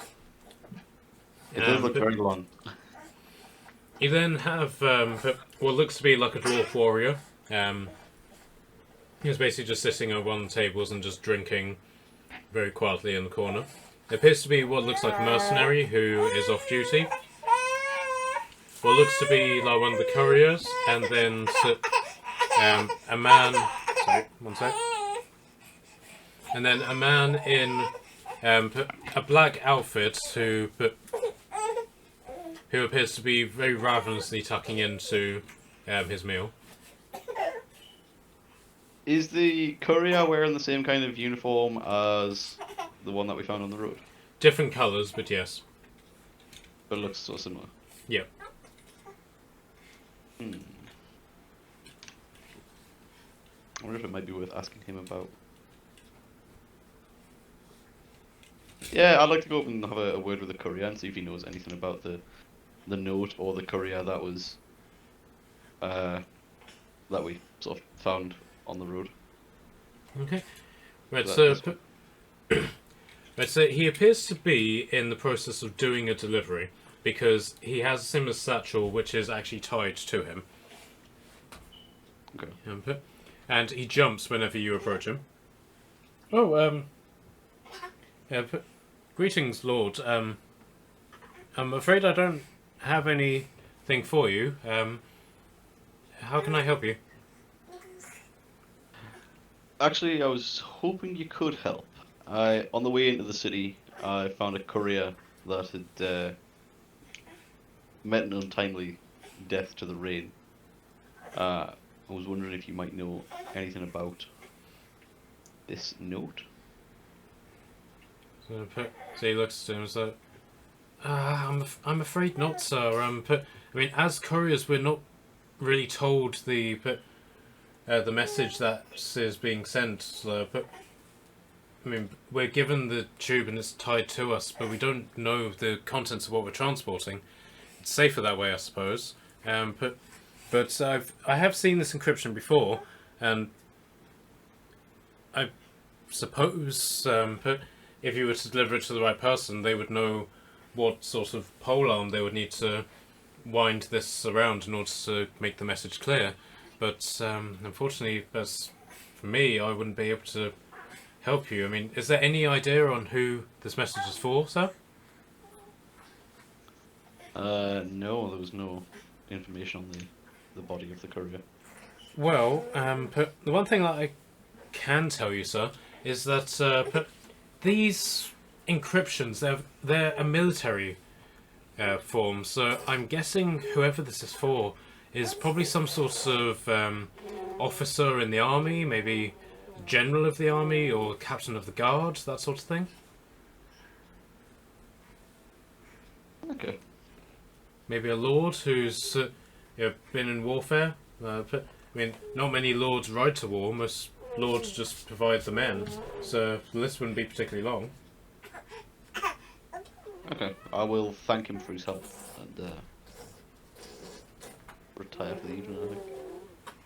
Okay, so do you guys want to take your long rest now? Yeah. Yes. Okay, so the meal is basically just like a basic mutton stew, which is devoid of hair and confetti, and but it appears to have a very large quantity of onions to meat, if that makes sense. Judging by the way the guy was polishing the onion, it makes perfect sense. Okay, so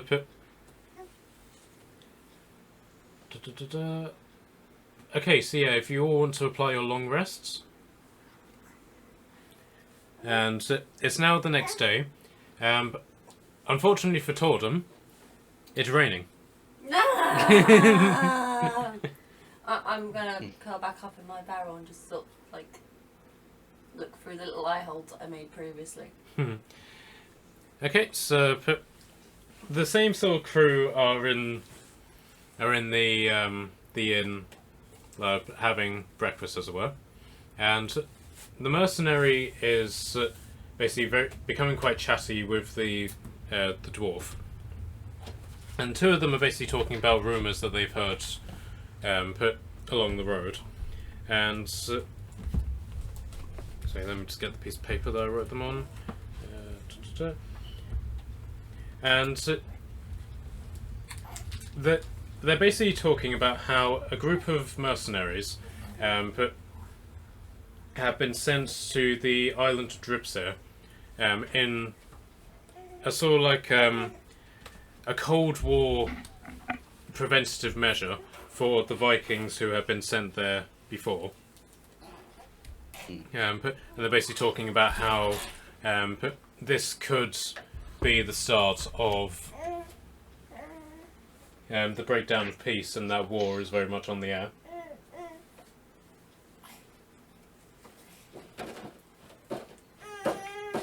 Okay, so Liam, for your benefit, previously they had heard a rumour that the Vikings had invaded the religious centre island called Dripsir, and that the people there were very concerned about what the Vikings were going to do, whether they were going to desecrate this holy area or whether they were doing it to worship their own gods. It appears that somebody has sent a band of mercenaries to combat the Vikings that have gone there. Cool. Okay, so you have breakfast, which is basically just a basic bread, sausage and bacon meal.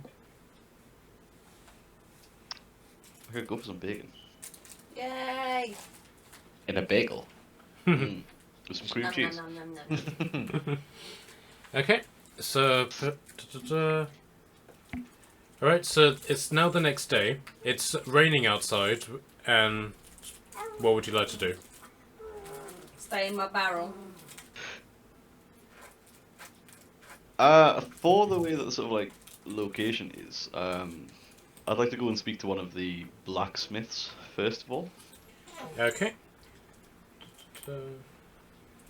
Okay, so you have the choice of going to the blacksmiths in their actual shops. So here, here, and here, and here. Or you can try going to the open market that's in the middle. You guys are basically here at the minute.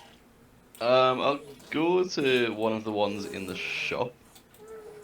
Did you say one was dwarven, one was elven, and the other was human?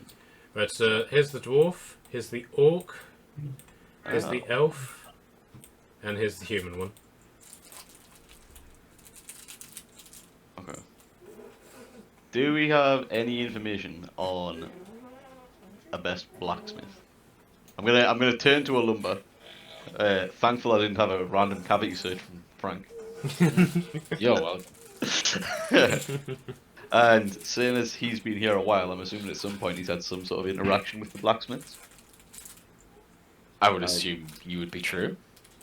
I would like to know if he knows anything as to who might be best to speak to you about, like forging some weapons.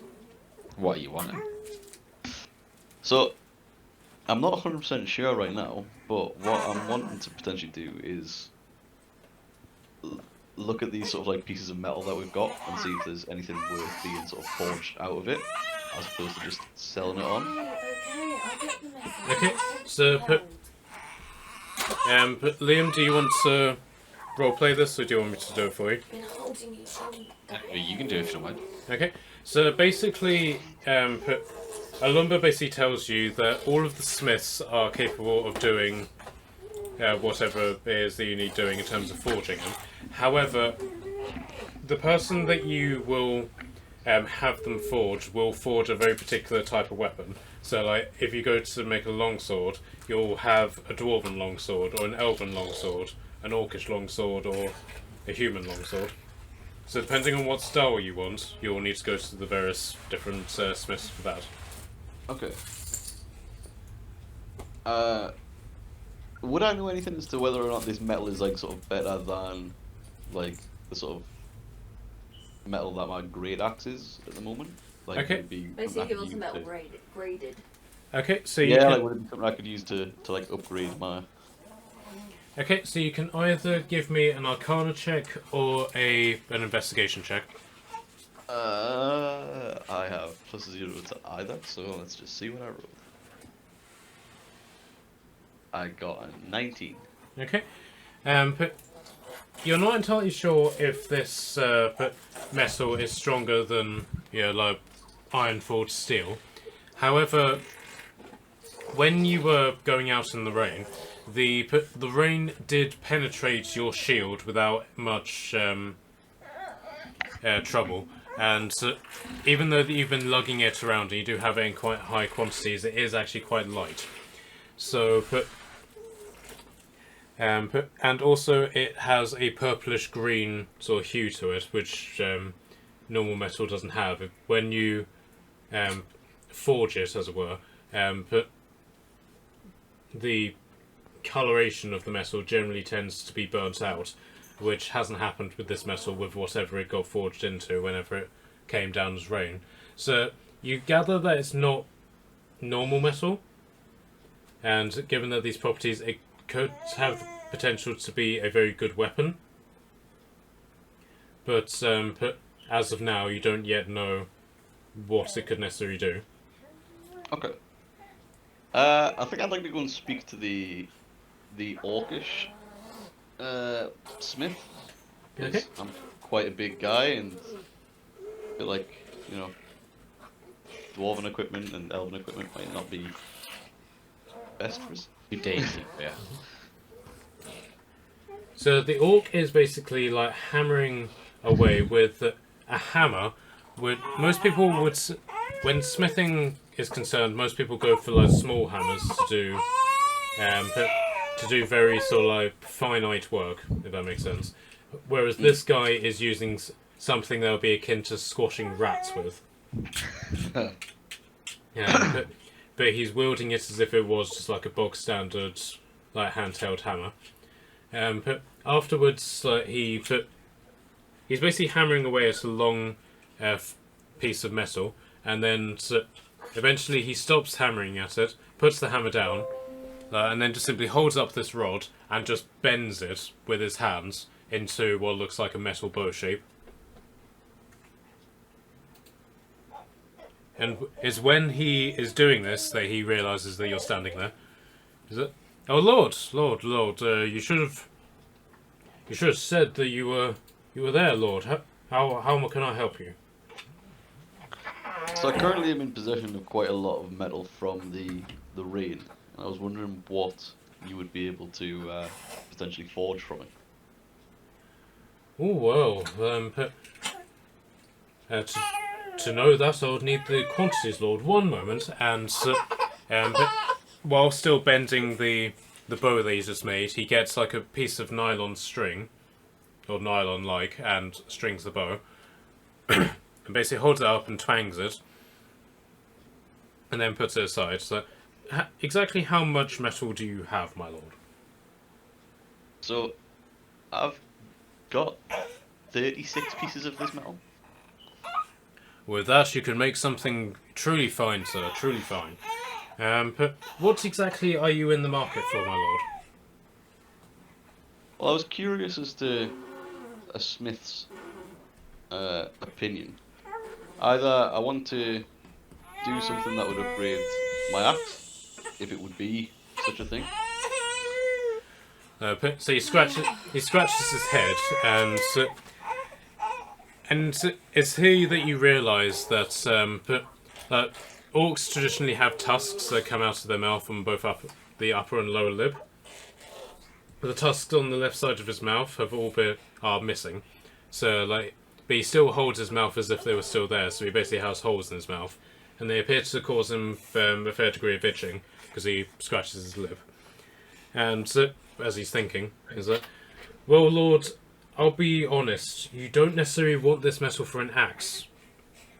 This metal is very light, and but with an axe, you want something that's heavy, something that you can crush your enemies. But even if you don't hit them with the sharp end of the axe, and while he's doing this, he's picked up a bucket and is just squeezing it with his hand, without even thinking, until the bucket just breaks under the weight of his hand. Do you know what I'm saying? I do.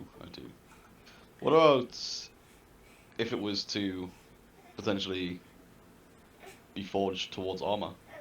Something. Well, armor I can like most certainly do, my lord. But it's having light but strong armor is a very good thing to have. I'm assuming you would like a new chainmail vest. Yeah, that or plate, whichever would be best. Again, plate would be a bit of a something I wouldn't advise against. I would advise of lords, because with plate you need something that's thick, something that can stand the weight of something that has the intention of breaking through. He grabs like an axe and slams it into his table. He's like, Very good, very good. the wood of the table like splinters, but still remains like whole, and that's simply because the table is simply so thick that the axe doesn't break through. Okay. And in terms of the cost, what would it cost you to make some chain in that case? Well, if you already have the metal lord, I can spend the next week making you the chainmail vest, and well, price would be down to you, lord. I can take silver, I can take hack silver, or if you have something you would like to trade yourself for it, I'm more than happy to negotiate.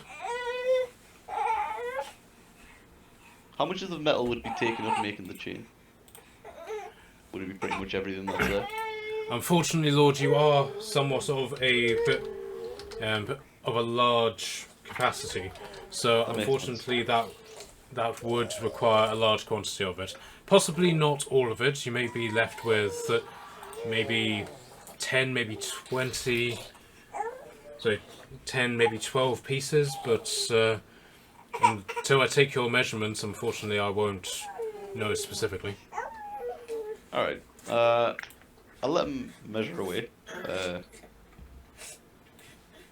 And I'll have a sort of think over what. I mean, I'd probably just sort of like trade back the chainmail that I have, as well as maybe chuck a few silver his way. Okay, so your chainmail vest is worth 75 gold pieces. Oof. So you can basically trade the chainmail for him, in which case, along with the metal, in which case you'll be giving him very much a lot of money's worth, more than what this would be worth. Or you can give him the metal and pay him effectively the equivalent of about 40 gold.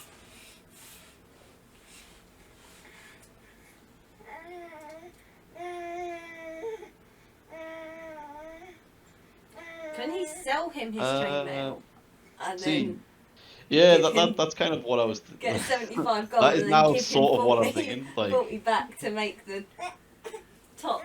The because problem I is, assume I'm going to need the chainmail at the moment. yeah, so if he basically will require payment up front. So if you do give him your chainmail, then you will be without armor, aside from your cloak of protection. I have right. some metal, but I have actually got no use for it. I just sort of picked it up. It was sort of stuck in my barrel. 21 pieces if he wants my gold, my metal pieces. What is the sort of cost on the metal? Currently, because the metal is in quite high supply, it's effectively 1 silver for every 5 piece. Oh god, that's not a lot at all. Alright, okay. Charlotte, did you say something? Nope. So it's up to you how you want to do this.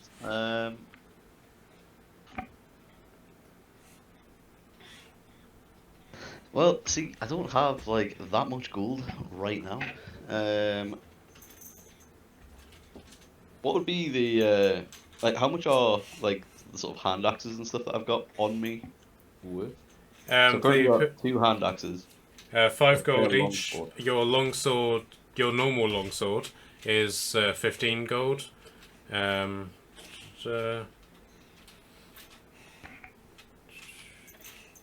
Your great axe is worth 30 gold. I have a longsword that I can't use because it's bigger than me. If you want it. I mean the longsword of.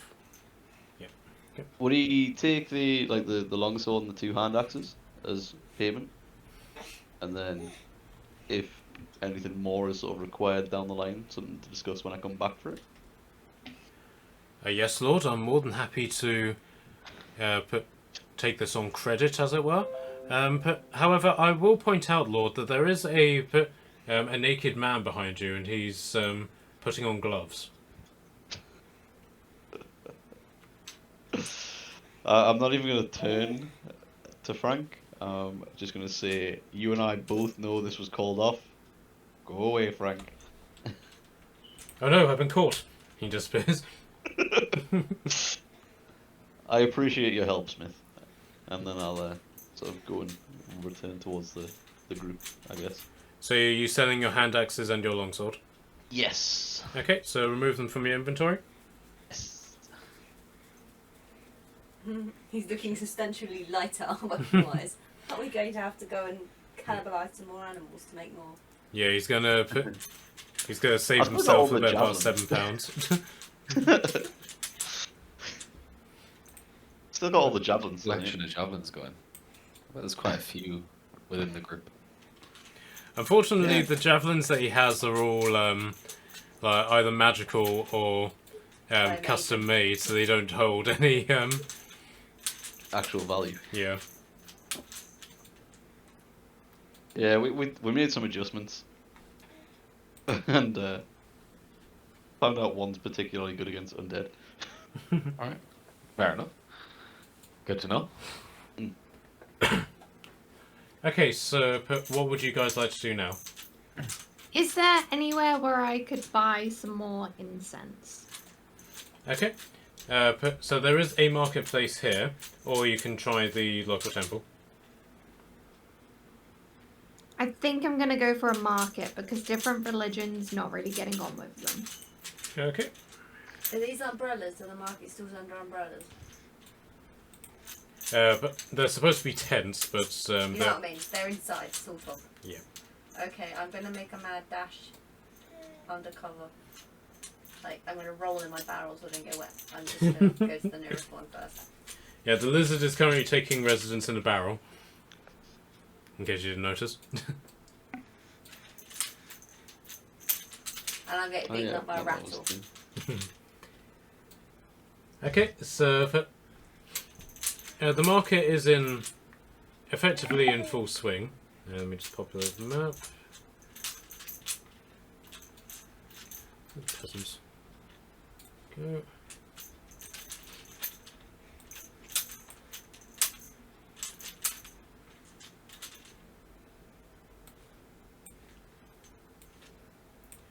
Okay, there are the occasional guards sort of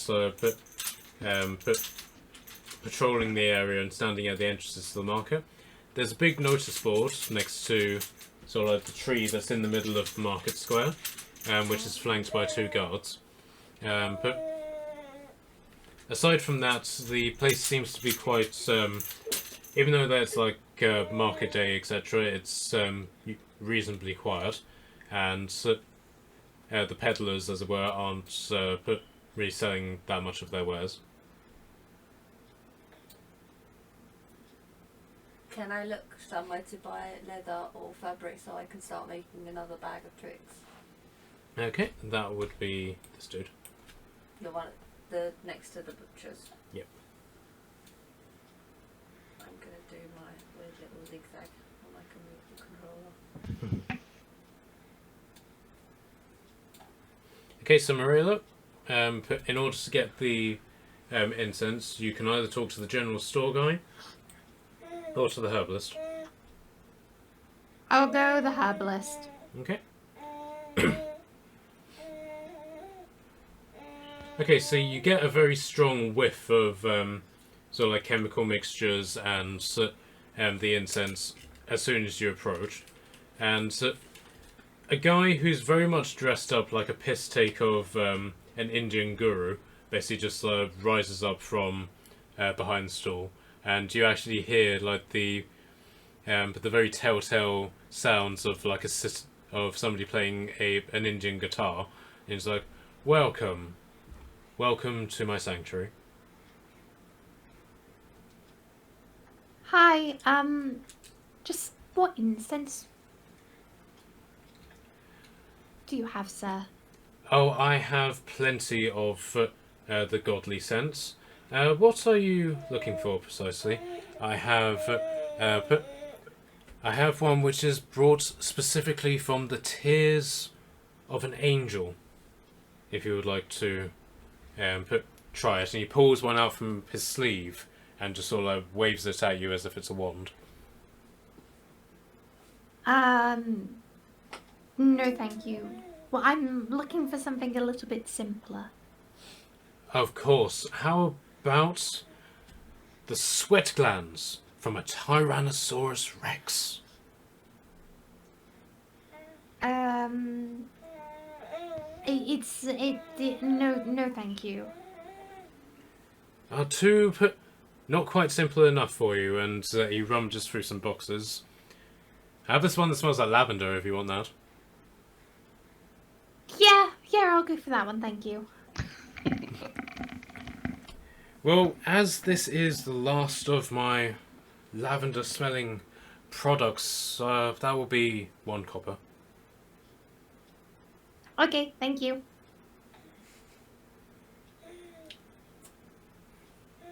Okay, does anybody else want to do anything? I'd like to check out this notice board. Can I buy my leather? Okay, well, I'll do Nasty first because she did ask. No, it's fine. Just... The general store guy appears to be effectively dressed up like Peter Pan, for want of a better word. Oh, not this guy again. And leaning against the back of his shop is a very, very, very sharp pickaxe. And as soon as he sees the lizard, he jumps to attention with a massive beam on his face. He's like, "Ah, hello, adventurer! Welcome to my store. What can I offer you?" I want some leather, please. I have quite a lot of leather. Are you looking for leather clothing or a pair of leather boots, for example, or perhaps a leather hat? He tips his hat to you as he does so. No, I just want some tan-coloured leather. Plain. Please. Maybe in a drawstring bag if you already have one pre-made. Would you like a leather drawstring bag? Yes. In a tan colour, please. Excellent. And he assembles this over the course of the next minute or so. He was like, exactly how much leather would you like? I just want a little leather pouch bag. So you don't want the leather inside the leather bag? You just want the leather bag? Yes. Oh, you should have said. Well, that will be 4 silver, and that's because I like you. I don't know you, but I like you. Okay, so I'm just going to have my baby.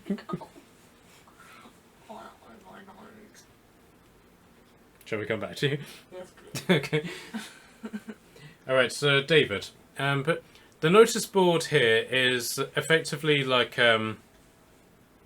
it's effectively a massive wooden board, which the local area appears to basically attach like notices to Don't then for slap me in the for face. the That also for various that purposes. also hurts. Some of them can be just like general adverts for wares and goods. However, there appears to be a certain section which is marked in red, which appears to be specifically for people who need help with something warrior orientated. Can I go get... I assume that we need a writ before we can. Well, we got Officially. mercenary writ, didn't we? You got a visa to be in the city. You need to acquire your mercenary writ. Oh, I thought we'd already got the writ.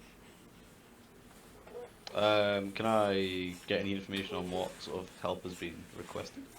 Okay. Okay, so there's 2 main notices. One appears to be very, very old. It's very worn and appears to have been here for quite some time. And the other is relatively new.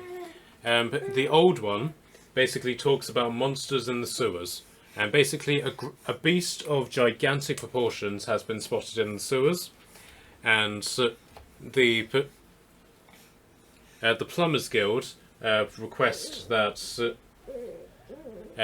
brave adventurers go down below and kill the beast so they can continue with their work cleaning the sewers and ensuring that another flood doesn't occur.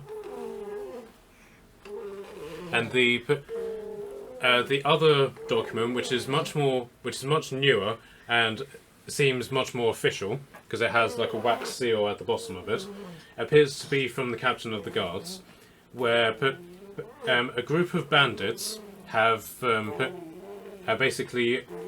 So, a group of newly arrived bandits have banded together and have taken over a ruined village to the north. But while this village isn't scheduled for recolonization, the bandits are a threat to anybody travelling north, and basically requests for anybody of a mercenary or warrior nature to go and clear them out for the promise of a reward. Okay. I'd like to just sort of keep a hold of both the notices and share them with the group for maybe something once we have our writs sorted out.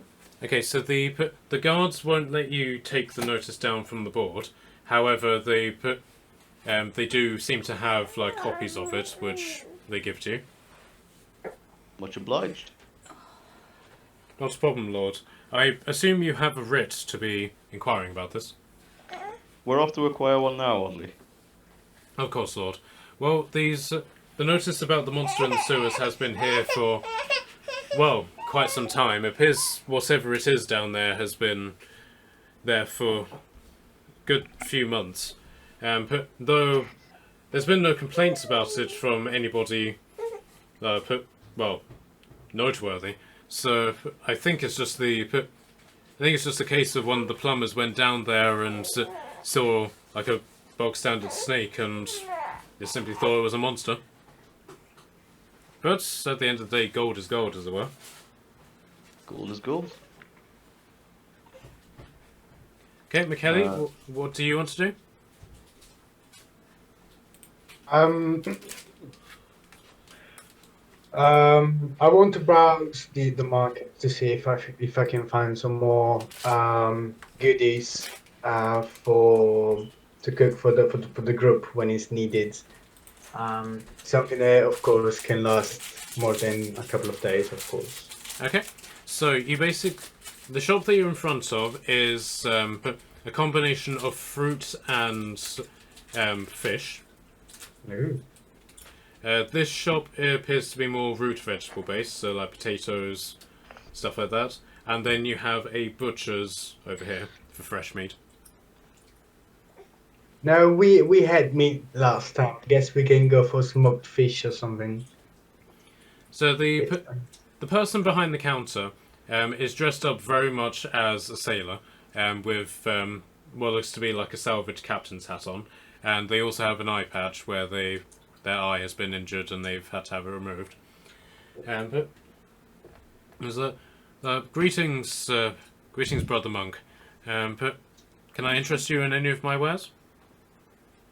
Oh, yes, of course. I am indeed here for it. Ouch! Just blunt myself.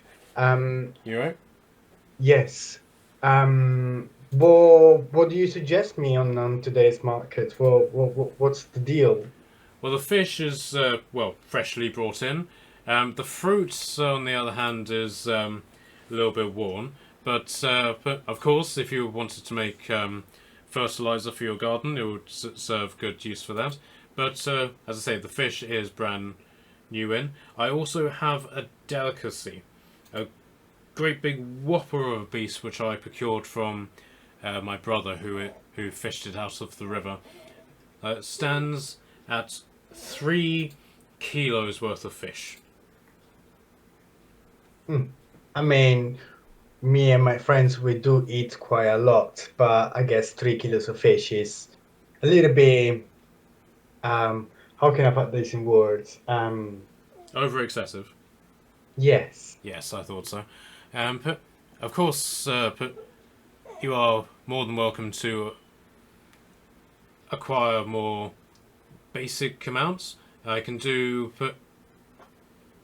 the smaller whitebait fish for shall we say 2 silver a pound.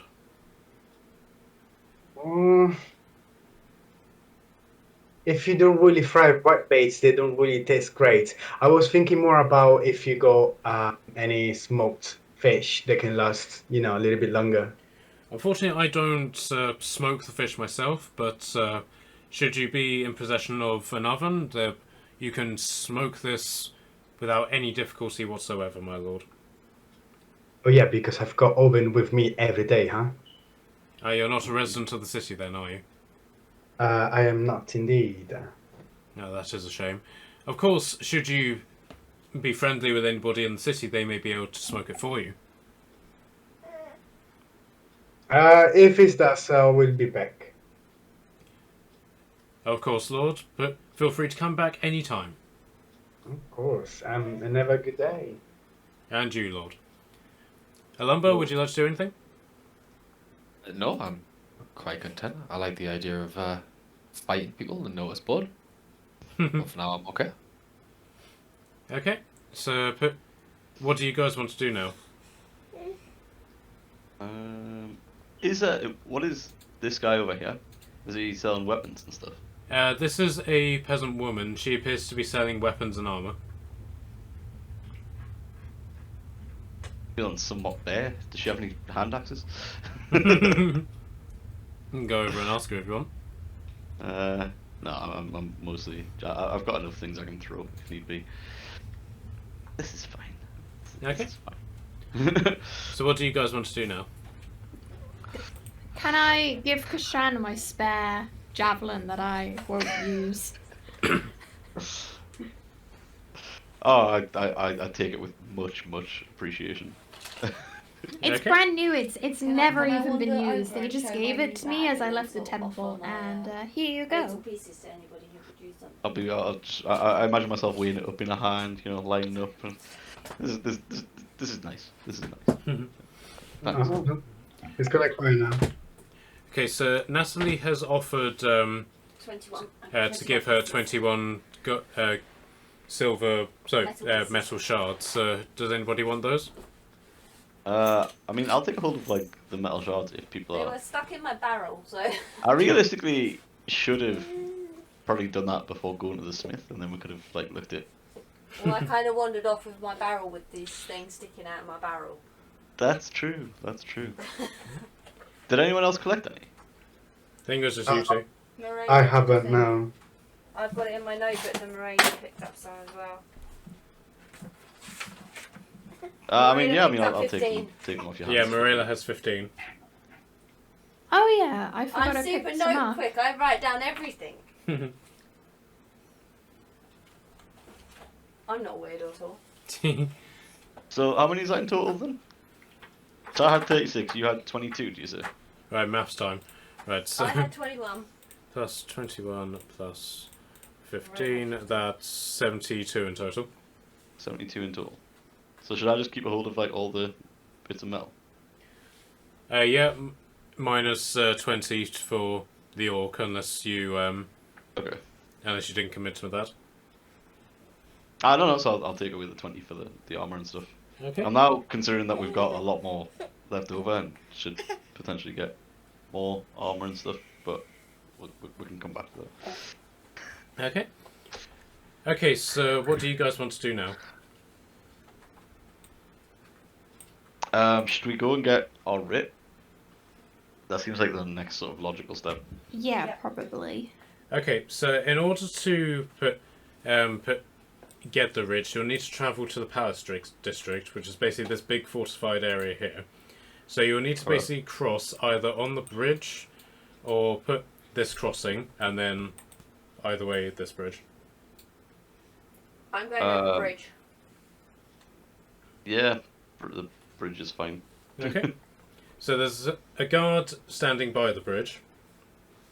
And there's basically a gate on the bridge itself, and it's very clear that this is designed to basically stop an army from reaching the other aspects of the city via this bridge.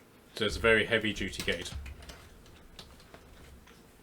But as you approach, the guard basically holds up a hand for you to stop, and again, Kashan, he addresses you because you appear to be the most important of the lot. And basically said, Lord, This is true. I'm assuming you want to cross. Indeed, me and my party seek to gain a writ for mercenary work. Of course.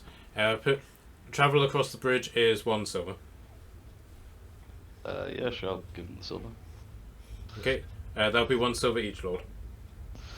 Alright, I'll give them... It's all extortion of paying things to get inside. It's not a fucking museum. It's not. It's just a bridge. It's out of town. Is that both ways, or...? Upon payment, you will be given a writ from myself, which will cover your travel across this particular bridge for the day. That seems like a rather expensive trip. If you live within the city. Those who live amongst city lords are given writs of residency, and they don't have to pay. Well, Don't the alphas have a base here that they know about that we can claim that we live in? Okay, give me a history check. I don't know if you discussed that while I was out. That was more me asking if you discussed that when I was out. I'm not even on No, they didn't. Okay, 1 second.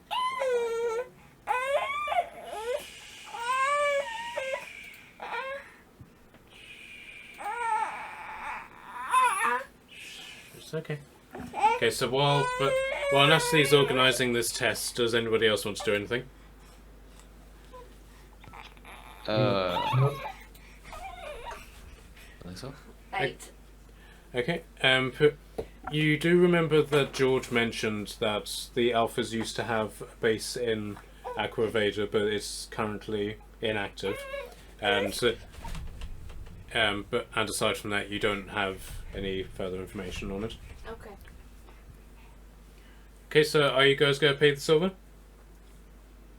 yeah, Yep. Looks like we're going to. yeah, I guess we might as well. We'll pay for the day and we can inquire with the important people about whether or not the base is still intact, and we can claim that as a place to stay.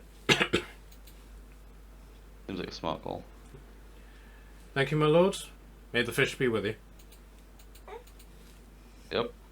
I'm just gonna fast travel on through. Okay. So you basically as you cross the bridge, and you basically see a rather drunk guy basically pissing over the edge into the river. It's fishing. Okay. A drunk guy fishing.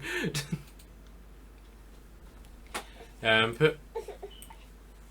you basically come to the other side of the onto the second island, and this basically appears to be the residence district, and this appears to be in a very similar state to the outside of the city. The buildings here are all made of wood and thatch, as opposed to the sort of wood and tiles that you've seen in the main part of the city. But this part is also on a hill, so you're currently in the lower district, and then in the upper district, the houses are much more grander, and this is basically where the nobility would live. And then to the north of you up here is basically the slums. I'm assuming the person we need to see is in the posh area. Yeah, it's in the palace district here. Over here. Should we just continue? I thought that's the bridge we crossed, isn't it? No, you cross the bridge at the top. Do we need to pay for another toll bridge crossing? Shh, Baba, it's alright, it's alright. Okay, so again, a guard stops you as you approach the bridge and says, "Lord." And that's it. But that's literally all that he says to you. He doesn't ask about your business, he just greets you as Lord. I've been told I need to enter the palace district to gain a writ. Yes, sir, are you expected? I don't believe we have a appointment. Indeed, sir. I'll need to clear you on the list, as it were. Very well. But he doesn't appear to do anything about it. What is this list? Well, my reptilian friend, I can't be seen to just let anybody into the city, not without into the Palace District. I, of course, may need some incentive to let them know that you are people worth paying attention to. But how do people get writs if you block them from coming in like they're supposed to? Unfortunately, I'm not at liberty to discuss that, so I have the security of the city to consider. So you'll let everybody go workless and let the place go to ruin, because nobody can actually work.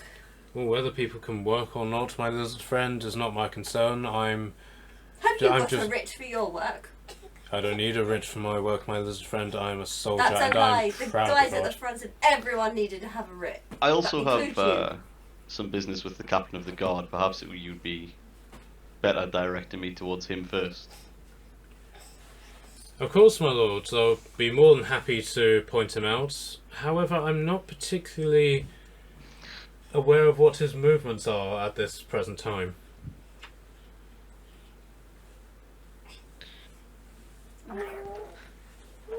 He basically wants to be bribed. I'm aware of what he wants to do. I'm considering just cutting him down. I'm gonna tap everyone on the shoulder, be like, I could cast Thaumaturgy again. And just open the gate. It worked last time.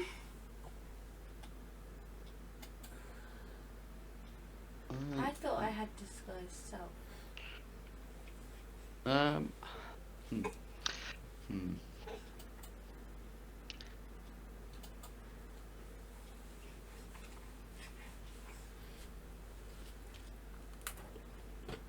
Can I use illusionary script to write above this guy's head he's trying to bribe everybody to see if the other guards arrest him? But before we do that, McKelly and Liam, do you want to get in on this? Is there any chance that we could just sort of intimidate the dude to let us pass? Or would that not go well with other guards around the You can definitely try. vicinity? It's up to you. What do you reckon?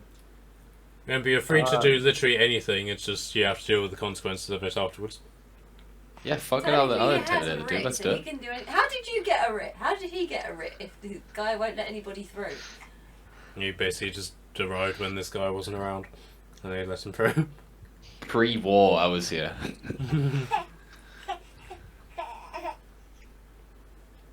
Okay, so do you want to try intimidation? Yes. Okay. Let's give it a little roll here. I have 18. Okay. That very much intimidates him into letting you pass. How do you convince him? Just glare at him. I basically tell him if he doesn't let my colleagues through to get their writ, he will come to regret stopping us. Oh, Mr. Olumba, I didn't know you were in town. Let me get this gate for you. Thank you, kind sir. I hear that this gate is very heavy, so he just starts cranking it, start cranking open. Thanks. Somehow. Well, we I sorted that hold out. my pen. Okay, so can I get everyone to give me a perception check? No. Nobody wants to. Natural 20, 21. 6. Huge roll. 9. I got 4. I assume I'm just seething at the guard as I walk past. McKelly? I rolled 20. Okay, so you notice sitting in a very casual and not bothered about the situation at all position, this guy is basically just sitting there watching you intimidate this guard. And he basically looks like this. He's a dwarf who has a very sort of Viking-esque to him. Like, you don't see any of the Saxons or the native population here sort of dressed like this. Well, we've kind of already passed the bridge to do anything about it. And he's basically just like watching you intimidate this guy, and not necessarily doing anything about it. He doesn't particularly seem particularly bothered that you've noticed him watching you either. I'll just turn over to him and go, "Sup?" Just give him a cheeky nod. And he basically nods back to you, and basically goes back to trying to dig a piece of fish out of his teeth with his axe. Nice. He's not the guy we stupidly need to see, is he? Okay, so so you cross the bridge. The guard on the other side doesn't seem particularly bothered by the fact that you're there. He doesn't question you at all. Okay, so in front of you is a very, very grand building. It's basically 4 buildings that have been arranged together to form a perfect square.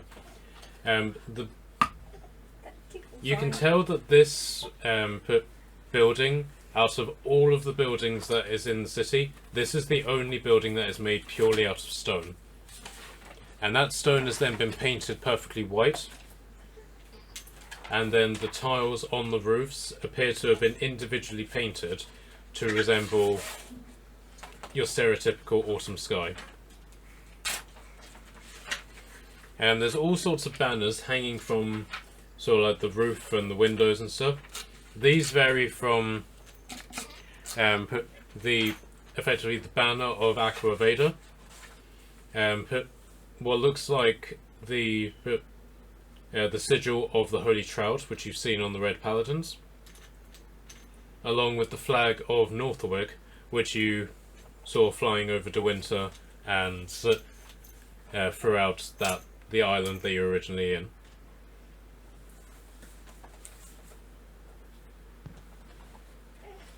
Okay. There are guards at the door. However, the doorway is like completely open, and by virtue of the fact that you have been allowed entry to the island, is effectively enough for them to basically allow you entry without any question. Hi.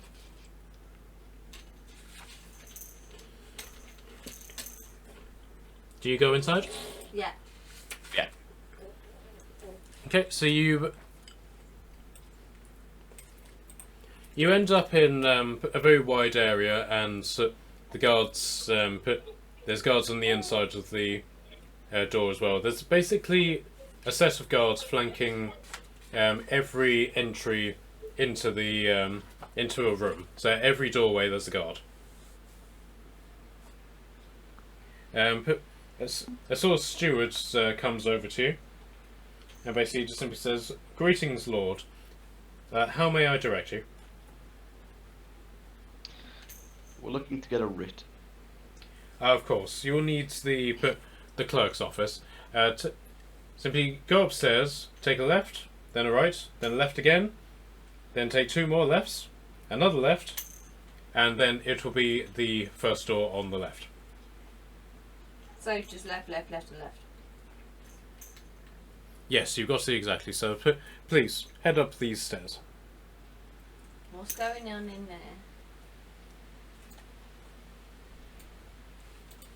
Okay, so can you guys each give me a survival check?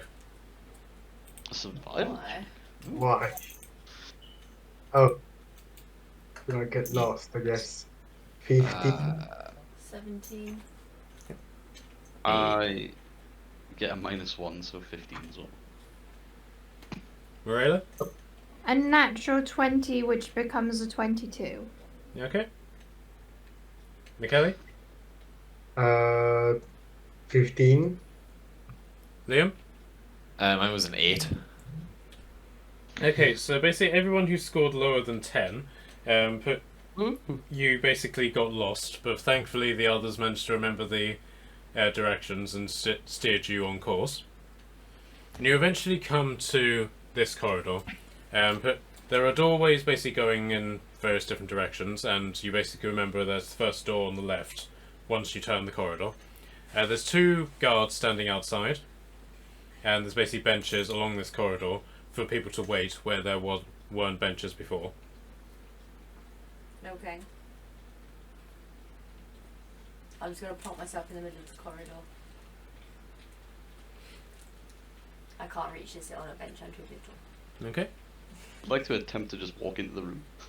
The guards don't necessarily stop you, but they do sort of make themselves present. So I'm afraid the clerk is currently in business, my lord. If you please wait by the bench, he'll see you momentarily.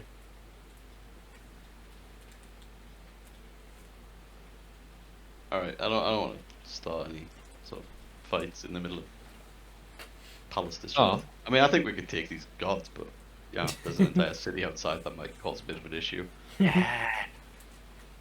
You work here too. Okay. Okay.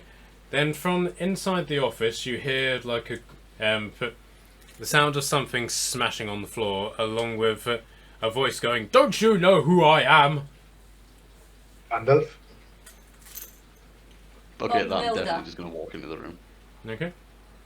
Okay, so inside appears to be a group very similar to yours, in that they have a rogue, a paladin, a ranger, a wizard, and a bard. And they also appear to be sort of applying for a writ. And it's the wizard who has basically uses what looks like a levitation spell to throw a vase from one side of the room to the other. And the clerk, who is the guy dressed as the Red Paladin, appears to be sitting in his chair and is looking very bored at the situation. So like, if you're quite finished, sir. And the wizard basically pipes up, "I am not finished. Don't you know who I am? I am Gandalf the Grey." I feel like I recognise that name somewhere. Right? Feels somewhat familiar. And the clerk basically just looks through the book. Gandalf, Gandalf, Gandalf. I have a Gandalf, I don't have a Gandalf, unfortunately. Like, you're clearly not somebody particularly memorable, but what talents do you have? What do you think makes you worthy of gaining a writ? And then Bard steps forward and is like, "Well, I could sing you a song about his exploits. There's, though I must admit it is quite lengthy. The song, if you were to write it down, would probably take up about 3 or 4 books, possibly 6 movies. But yeah, I could sing it for you." I'm just eavesdropping at this point. Yeah. Give me stealth checks. Stealth checks. Given that you're standing in the middle of an open room. I'm not hidden in a very- barrel, so I just look like a barrel. I am not a stealthy boy. I rolled anyway and got a 9. I have disadvantage because my chainmail, so there was a 19. But I'm going to have to go with the 7. I'm in a barrel, so I get advantage. At which point the rogue basically just comes over to you and says, "This is how you do it," and just goes, "Shade away." He just vanishes.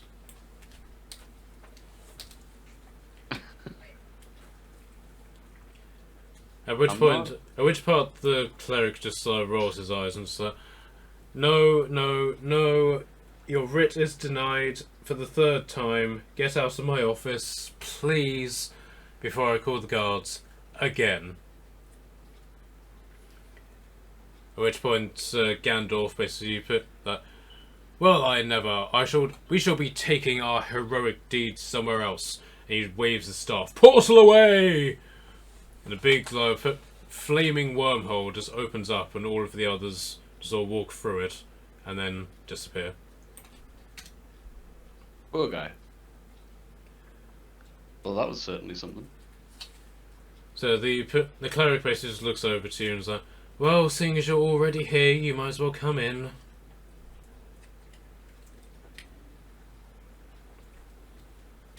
And so you just, when you all sort of step in and close the door, he just sort of like slumps back in his chair.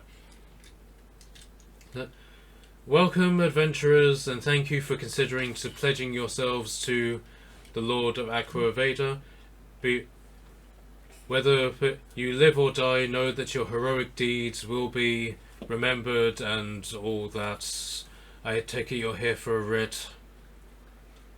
Indeed. Yes. Indeed. Okay, so you name your skill sets. What can you do? Wizard.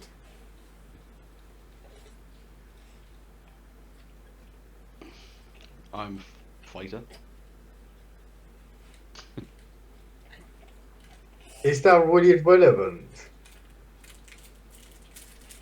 Assume that it's relevant because I'm asking you, and he rubs his eyes. He is apparently utterly bored with the situation. I summon an unseen servant and I make it go and pour him a glass of wine. Ugh. Does that make you happy? Okay, so how does this unseen servant present the wine to him? It's sort of like a gloved hand and it just sort of like floats along with like, do you know like how they carry the wine glass with the stem between their fingers Mm. and the goblet bit at the top and just sort of floats and like floats it in front of his face and like swirls it as if it's doing like a wine tasting thing, but it's his face that's going to get in the wine. At which point one of the priests, who isn't dressed up as a red paladin, just in the standard black robe, basically says, Lord, we cannot partake of wine unless we're in communion, and the clerk just waves him off as like, I know, I don't care. And he just drinks the wine. Can I have my writ now? Oh, you can... well, I can do a communal writ for you, I could do individual writs, and he looks at Morella and Turok. And what do you do exactly? Well, I work for the goddess Lyria, and then I'm gonna cast Thaumaturgy and make my eyes change from the bright blue to like a golden sunlight, as if I'm channeling her to like try and seem impressive. That's very impressive, but what do you do? What is your role in this group? Oh, I can heal and I can hit things well, I think, and you know I try to bring a bit of happiness and yeah. Do you need like, I don't know, I could summon some water to wake you up. You seem a little tired. Are you sleeping well? I've got some lavender incense if you'd want to help you relax. Yeah, sorry. She talks a lot. Hi. And what have you in the sleeveless shirt? What do you do? I fight with my fists, and people call this style being a monk. Right, so we have a fighter, a wizard, a monk, and a healer. Yes, this sounds like a very well-rounded group, and he slides off his table, very, very sort of like, oh, can't be asked to do this, and opens the book that's in front of him to the next page.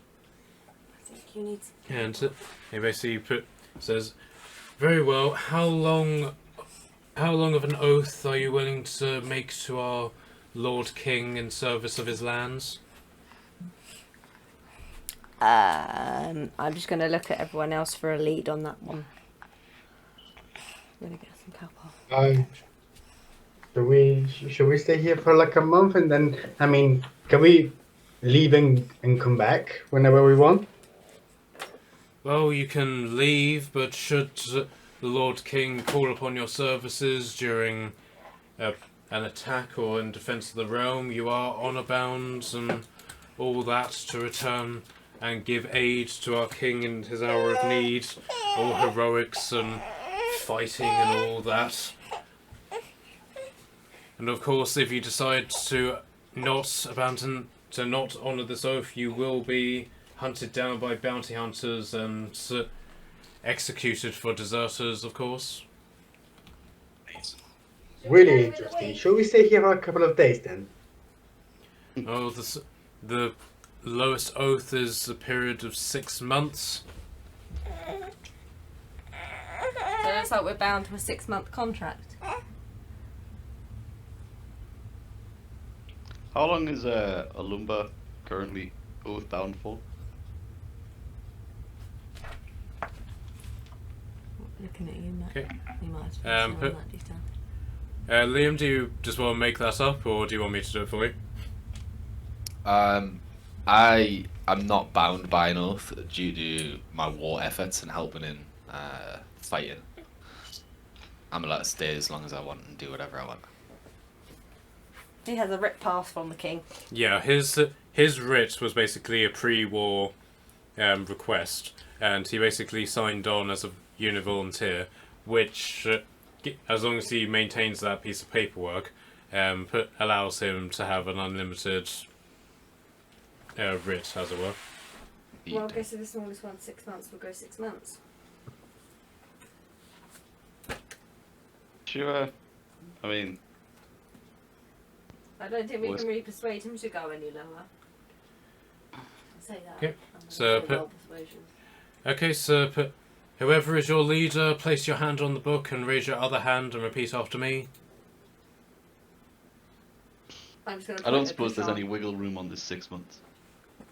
Well, I just roll persuasion and roll crap, so don't get me to do it. I mean, you can try for a year if you really want to, if time is that much of an issue to you. Though chances are, if the Danes do invade, you'll be dead but within a few days, so I wouldn't worry about it. We'll just do the 6 months. Worst case scenario, kill everyone else. Boom. Good plan. So who is your leader? Should that be me, I guess? Place your Everyone hand can on the form book and raise your other hand. Yep. Okay, repeat after me. I, whatever your name I- is. Dave the Dragon. I do solemnly swear to uphold the laws of the land, Solemnly swear to uphold the laws of the land. to honour our king, and to fight in the glory of the holy trout. To honor our king and Holy Trout. For a period of 6 months, upon which I will be free of this oath. For a period of 6 months. If I break this Well, oath, may genies take me from behind, and may dogs eat my entrails. He was oddly specific, but go on. And he looks at one of the priests and is like, I didn't write that. He looks at the other one. Me neither. Frank. And may I be hunted down as a deserter and never find my place in God's embrace. If you find me, That's fine if that's not actually his god that he's really in truth. So help me Yeah. God. And I will never raise my weapon against this holy land. describe weapon. He just looks at you with a tired expression. Whatever weapon you use. Is that a question?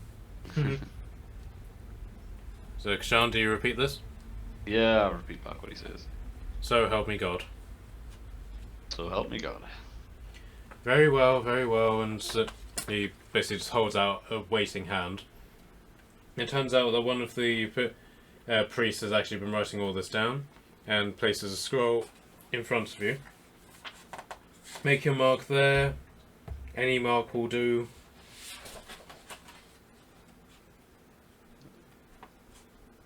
Yeah, I'll just sort of sign it, I guess. Okay, so you guys have basically applied for a group writ. So basically, you only get one piece of parchment that covers the entire group, bar Alumba's writ.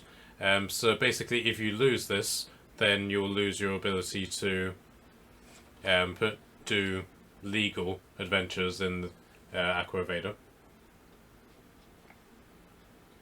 And we now have a copy of it. Maybe a copy of a copy. The other copy is being basically made for the clerk and his office. So if you wanted another copy, then you would need to talk to one of these priests. Why is everything so complicated over here? Well, if there's nothing else, Lords, I do have other people to sea and oaths to take. We're very busy here, as you can see. Just one tiny quick question. Of course. If, for some reason, hypothetically, if, like, beyond on another island, we have a family death and we have to leave, does that make us a deserter? Like, what are the little tiny terms and conditions on that? You'll only be deemed a deserter if you refuse to answer summons to join the king's ranks should you be called upon. Oh, so we can still leave the island whenever we want within the next 6 months, so long as we return if we're called upon. Yes. Oh, okay, no problem. Thank you. Alright, so what do you guys want to do now, that you're officially mercenaries?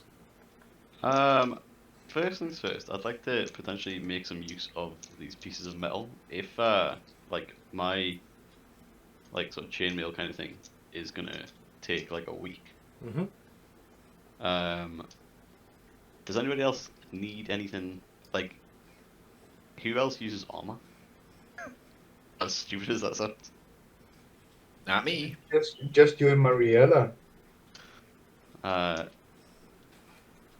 So, I mean, Marilla, would it be worth getting like some armor for you, and then potentially, like, I don't know, is there anything else we can do with the bits of metal? I mean, I've got alright armor. Yes, Do we have I any- suppose it would you depend on have how much you someone have cost. magical armor, don't you? Yeah, it never gets dirty. Super clean armor. Yeah, I shine. What is the what's the sort of like the AC on it, and do we have any idea what the AC is that sort of created stuff with this armor? So what was that? Do we have any idea as to like what the like if the armor would be better than what she's got at the moment? Or... At this point, you don't, simply because you've never experienced armor made of this material before. Okay, should we maybe just keep a hold of it for now and go from there? Yeah. Also, Sure. do we need any money? Because I've got these 3 beautiful silver bowls that we could sell. That's true. I mean, I'd like to keep one. You never know when a silver bowl could be useful. But I think 2 of them were broken, but we still might. Yeah, you took Catch 2 a bad apart to penny make for them. hack silver. 2 are whole, 1 is crushed. That was it. Yep. I mean, we could head back to like the market and stuff. I want to speak to the like I want to try and find a like captain of the guard. Okay. We could split up if that's easier to save time. I could just go and sell them and find as good of a price, and then that means whatever money we sell it for can be all shared between us for like places to stay and food. Sure, yeah. Works Okay. for me. So how do you want to try and find the captain of the guard? Oh, hang on. Before we leave, would these like would the Clark and stuff know about like potential alpha base information or? Sure. Let me quickly take it back. Okay, so you go ask the priests, the clerk, or the guards. I'll ask the clerk seems kind of sick of his life, so I'll ask one of the priests. Okay. Who would be the best to speak to about information about like the previous alpha base?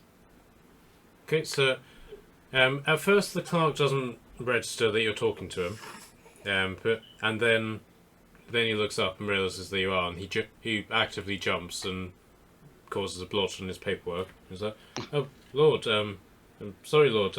People don't normally talk to me. I'm just part of the furniture, as it were." My apologies. Yeah. No, you're a lord, but you don't need to apologise to me. I'm just a simple friar. It is but polite.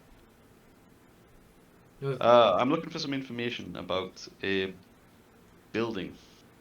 Who would be the best to speak to? Well, I could most certainly help you with that, Lord. However, I mustn't be caught derelicting my duties as a warlord, otherwise the clerk will report to my holy superiors. What sort of building are you looking for, sir? I give him as much detail as I have about the previous alpha base. I assume we got told some sort of information as to. But the information that you were given was very, very limited.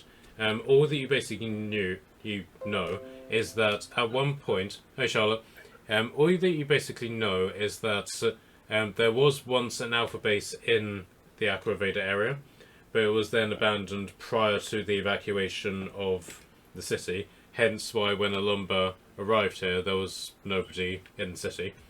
But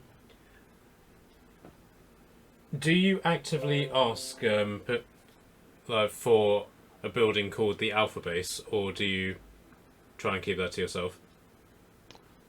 I think considering our sort of reputation with the Red Paladins and stuff, it might be best to keep it to itself. Okay, very well. Alright. Unfortunately, I don't know of any monster hunter facilities that are in this within the city limits. I did hear rumor that a notorious group of criminals who masqueraded as monster slayers did have a dwelling, I wouldn't necessarily call it a base, but a dwelling in the northern parts of the city. But as far as I am aware, it was completely burnt down whenever the city was sacked. Unfortunately, our expeditions to the north haven't been particularly fruitful, and thus very little has been rebuilt in that area. Very well. Although I'm certain if some buildings may still stand, you may be able to find habitation there. I mean, the land is under nobody's control at the moment, so should you decide to claim salvage rights, you may be able to find the building that you're looking for. I don't know if that'll necessarily be the one, but thank you for the information. I'll have a look. Of course, Lord. Now, if you'll excuse me, I must get back to work. Very well. Alright, as I leave, I'd like to ask one of the guards where I would find the sort of captain of the guard. The guards seem quite amused by this question, and he was like, well, you haven't found him already? He's kind of hard to miss. He wouldn't by any chance be a dwarf, would he? Yep, that's him. He's more Danish than most of the Danes, to be perfectly honest. I absolutely love that. Alright, I guess I'm heading outside and speaking to the dwarven dude. You guys go with him? Yeah. Yes. Yep. Okay.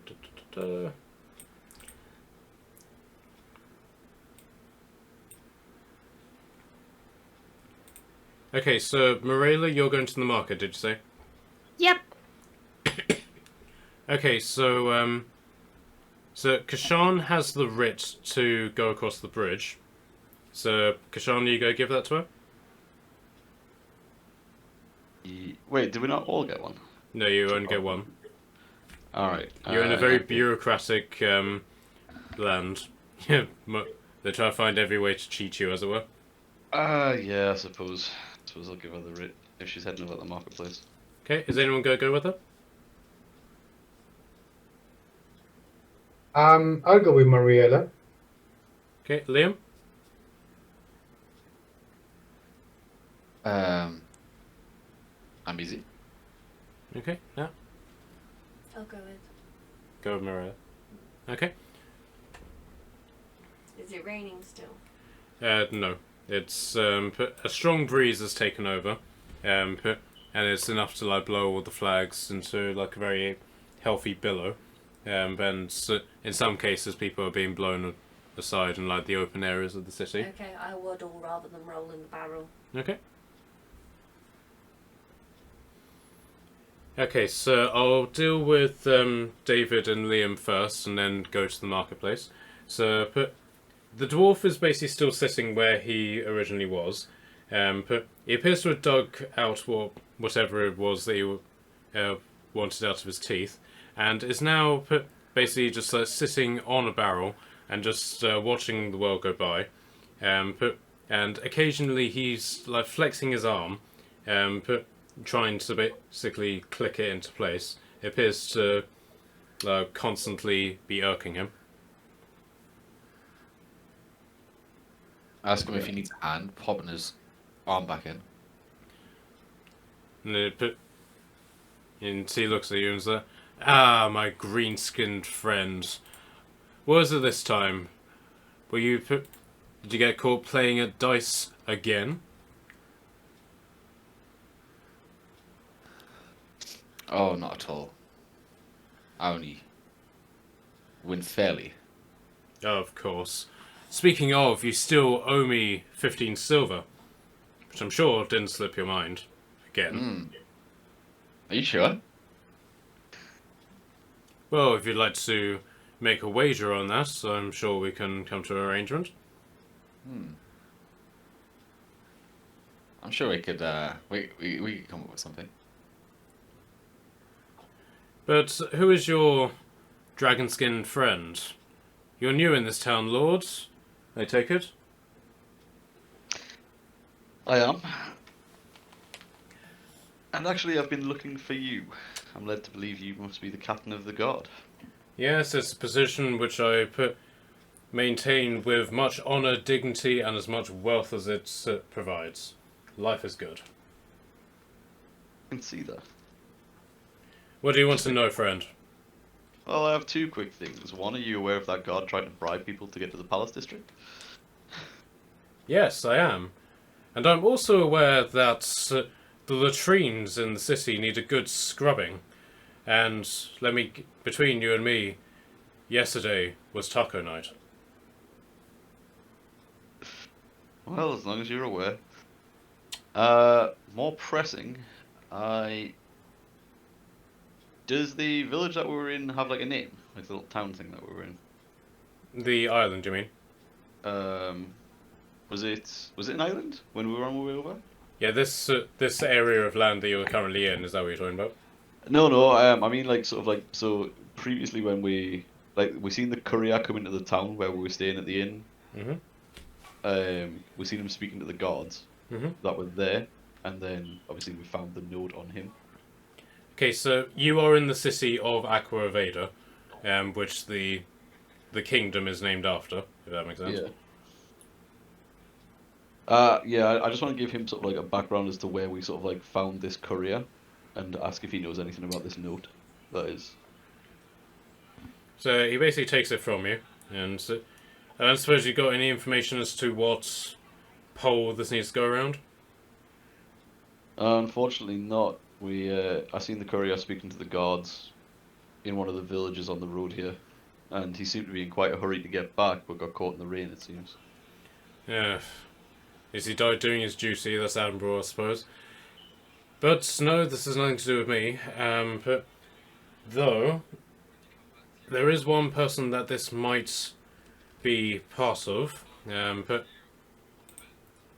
not entirely sure if he's available at the moment. But Captain Beardemont, who sort of leads the town militia, as it were, he's constantly sending messages like that, and he's a paranoid old fuck. So it might have something to do with him. Though, if to be perfectly honest, it's probably that high elf bitch who is constantly whispering in the king's ear. She might have something to do with it as well. Okay. But if you're asking me if this was like my doing or but the king's doing, I'm afraid the answer's no. And to be perfectly honest, I can't see you getting a particularly fine reward for doing this. Most people would accuse you of thievery and murdering the courier yourself. I mean, don't get me wrong, I believe you, but these Saxons, they're tricky bastards, in case you haven't noticed. Well, if I come across anyone who might know, maybe I'll find out. Now, keep this on you. Basically, anyone important looking in the army, show it to them. And if they know where they're about, they'll take the letter. If they don't give them the letter. Yep, that would make sense. Well, Hang I'll on let a you go moment. back to your day. I know you somewhere. I know you. You seem inexplicably familiar to me. Have I met this guy in a battle? Give me a history check. I think Kashan's met most people in a battle at this point. History. I got 18. Okay. You were in the Battle of Beamfjord, which was That's your favourite battle. which was considered the greatest sort of victory over the Danes. Yeah. And though you don't recognise him, you put two and two together and recognise that that is the only place that you could have met this guy. Okay.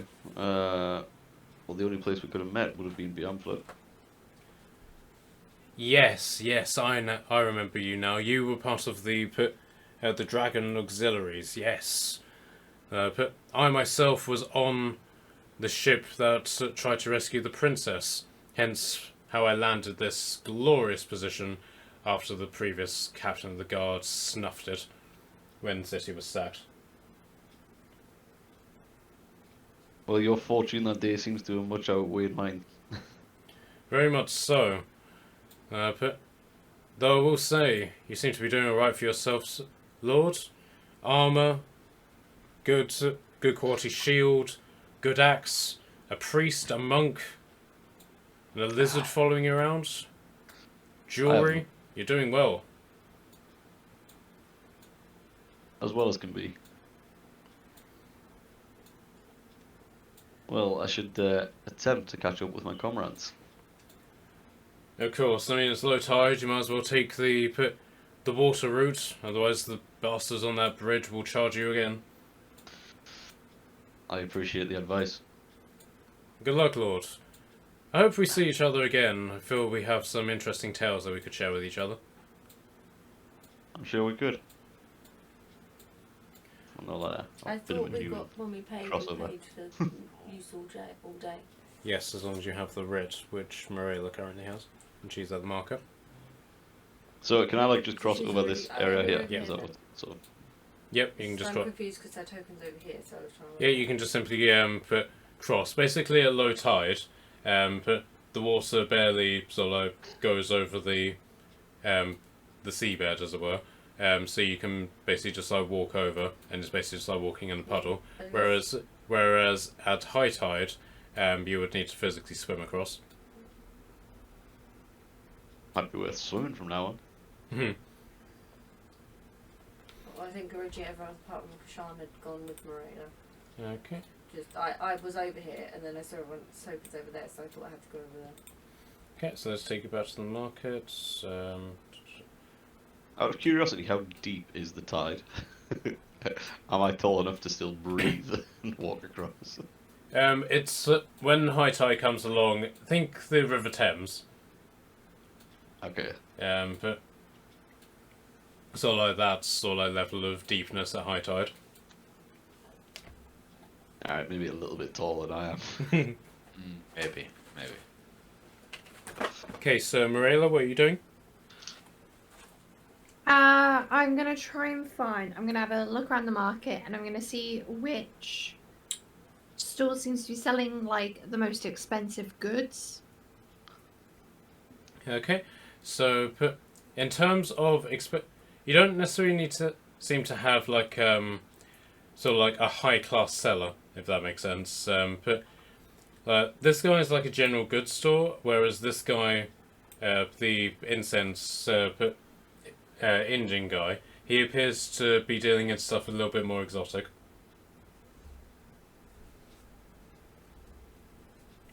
I'm gonna go. I'll go to the incense guy again, see if I can get a good deal. Mhm. And if not, I'll move on to the general store guy, I think. Okay, so this guy is having a very deep puff on what looks like a tobacco pipe. So like,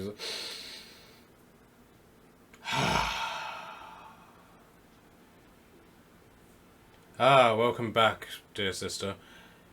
What may I grace you with today? I have 3 silver bowls. 2 are whole, 1 is broken. What price could you give me? Oh, very nice, very nice. May I see them? Of course, and I'm gonna just get out 1 to start off with, just 1 whole one. At which point Frank appears next to you and says, I don't think he was talking about the bowls when he was saying very nice. Frank, I'm not entirely sure what you mean, but I think I do, and I don't want to know, Frank. Some people are good. Yes, but darling, it's so much more fun when they're bad. But damn Frank. Her nose and the tops of her ears are just gonna go a bit red with like frustration and embarrassment. She's gonna go, apologies for my friend. What price could you give me? So he takes the bowl and runs his hands over it, and it's very, very high quality. And very old as well. This is about 50 years old. How it survived the Viking purges makes it very, very extravagant. But I myself might not be in a position to buy this from you. The best price that I could give you is 5 gold. But I'm certain if you were to take this to a wealthy merchant of some description, then they may be able to pay more for you. That sounds like we're going to visit the dwarf. It really does. Thank you. For your time, may I smell that strange incense you told me about, the angel tears? Yes, of course. He again from his sleeve. He pulls out the stick and hands it to you. And how much did you say this was? That, my dear girl, is 5 silver. Well, for your kindness today, I'll take it, and then I'm gonna put down 7 silver. May the Lord smile upon you. I believe it's the fish that we're worshipping today. So yes, may the fish smile upon you. Thank you, and may Lady Illyria give you kindness. Ah, you worship the lady, do you? Ah, that's very edifying. But do not worry. Should the Danes invade, I'm sure we'll be worshipping Odin tomorrow. So, but I have several altars to the Norse gods. If you are interested in procuring one, just in case should you wish to decorate your home, should they do invade. No, thank you, but thank you for your kindness. Have a good day. And you. And he sort of like falls back into his chair and is like, I'm not nearly high enough for this. And then I'm just gonna double check what price the general store would give. So the as I said, the guy is basically dressed up as Peter Pan, and he has a very, very sharp pickaxe lying against the back of his shop. And he basically springs to attention as soon as he sees you and is like, ah, hello adventurer, how may I assist you? Good. What time of day is it? Is it afternoon? Yeah, it's all lunchtime. Good afternoon. I have these 3 apparently very old silver bowls that I'm looking to sell. Right away, let me have a look. And then I'll give them 1 bowl. How very interesting. You see, this is made of a very precious metal called silver. And they're very, very precious, very, very valuable.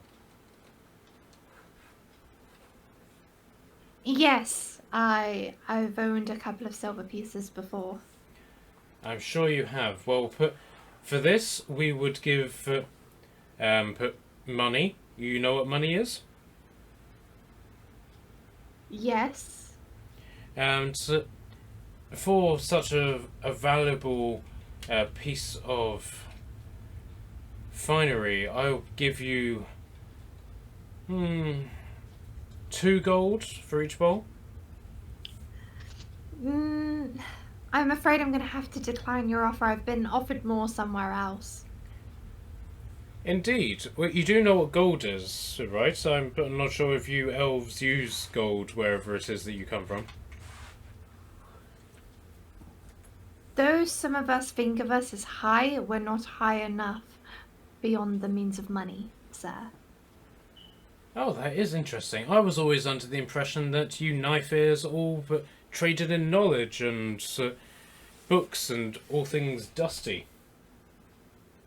Wisdom is more powerful than money, yes, but money can still offer aid and kindness in times of need. For what is a poor man without a penny? Hungry. If you give them a penny, they can afford another meal. That's kindness. Indeed, indeed. Well, if you're not going to trade this bowl, then I'm afraid I can do no more business with you. Farewell, knife-ear. Thank you. Flat ear. At which point he sort of feels his ears and is like, touche. And then I'll go up to Tordum and be like, I think we should regroup with the others. Okay. David, I sort of got the impression that you wanted to come here anyway, didn't you? To an extent. Okay. I'm not really 100% sure as to if I had anything in particular that I was sort of like looking at doing. Because I think You we'll got wait until we copies sort of of see the how notices, the didn't you? Oh, yeah. we'll see how the armor turns out to do anything else with like the metal. I think. Okay. McKelly, did you want to do anything?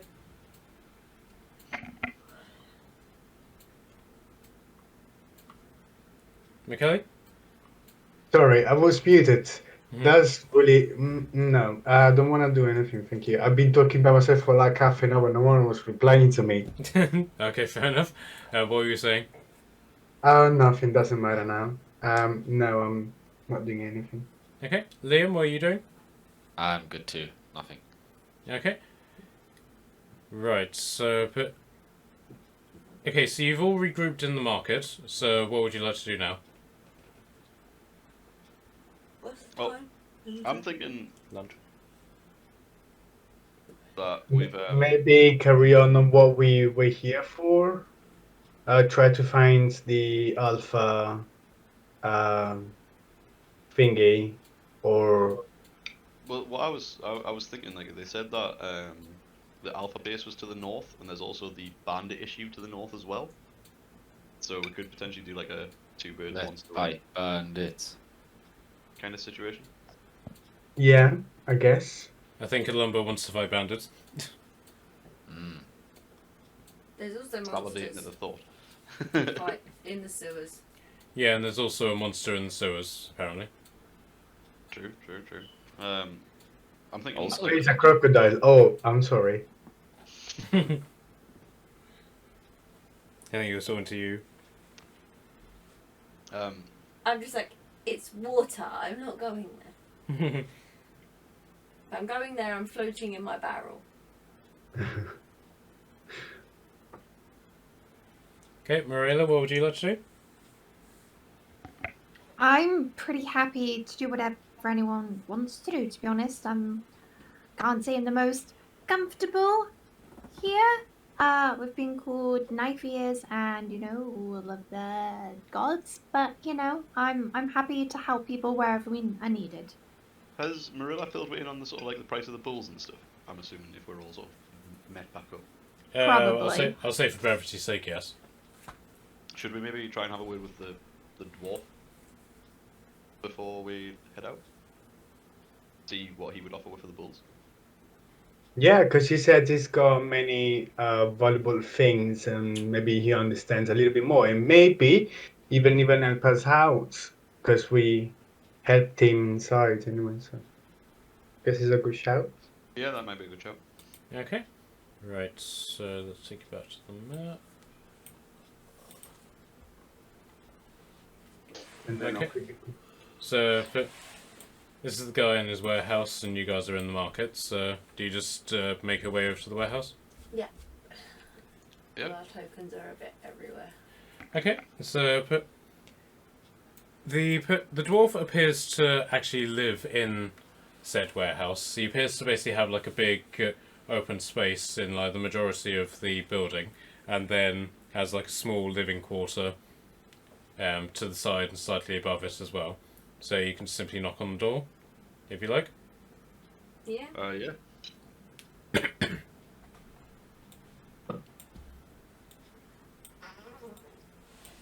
Okay, right. So after a long time, the door eventually opens, and the dwarf is opens the door, and he appears to be in something of a state of undress. So he's not in the posh suit and top hat that he was before, but he's very much in sort of like more peasanty garb, and his trousers are being held up with a length of rope.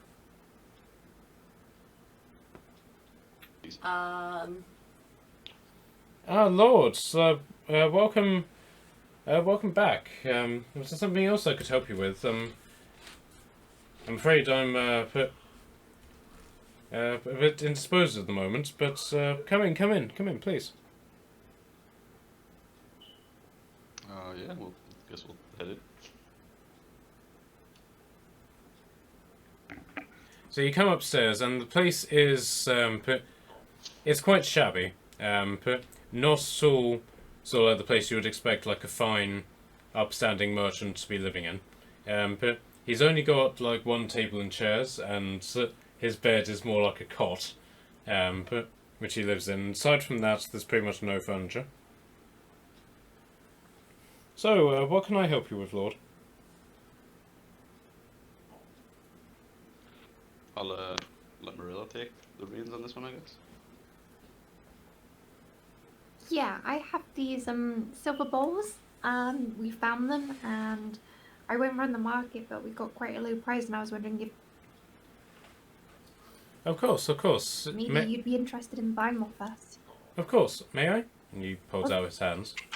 Of course, and then I pass him one whole one. Alright, so he digs out some monocle from his trouser pockets and sets it to his eye. Looks like it. Ah, yes. This is part of a set, you know. And he starts muttering to himself like various dates, and he's like, "Yes, this was made by the rather famous silversmiths from nearly 100 years ago. This piece in particular is about 75 years old, if I am interpreting this correctly. Where did you find these?"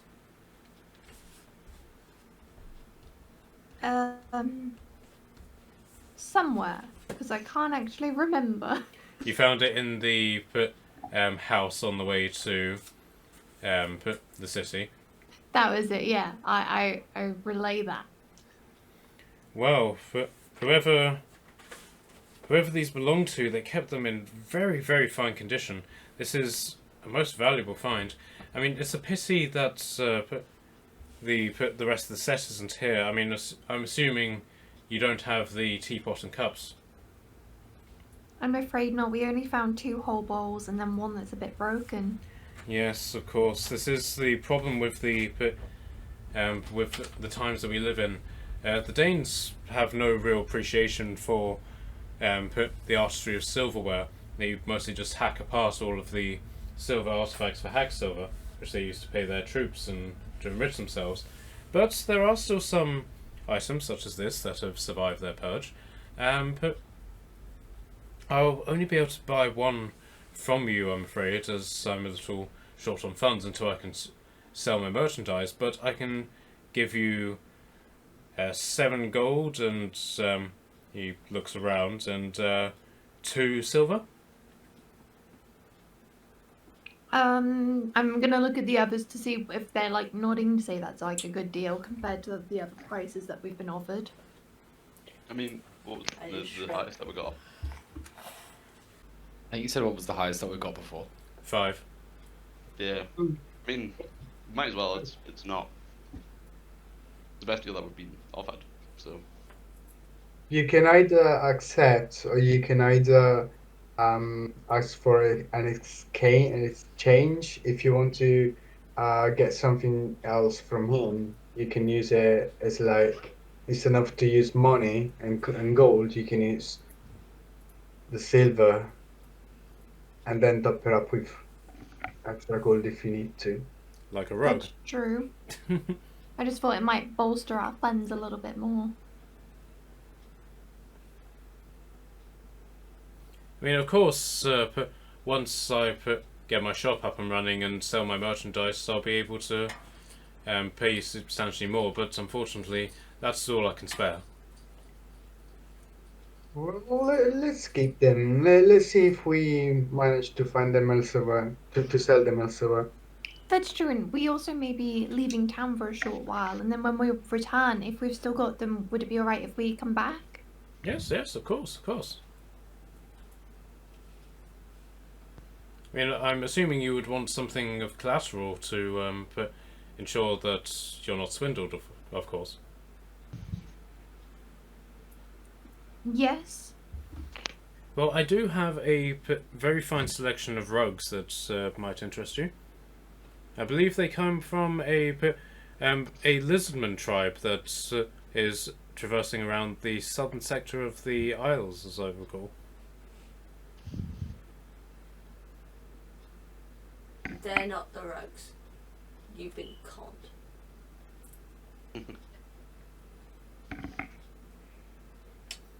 Oh, can't you say? We don't just give the rugs to anybody. Oh no, I didn't. They didn't give them to me. I traded for them fairly, and with merchandise I had acquired elsewhere. So you conned the lizard folk. I get the feeling that your lizard, and he says this to you, Kashan, I get the feeling that your lizard doesn't understand the concept of fair trade. Not particularly, no. I see.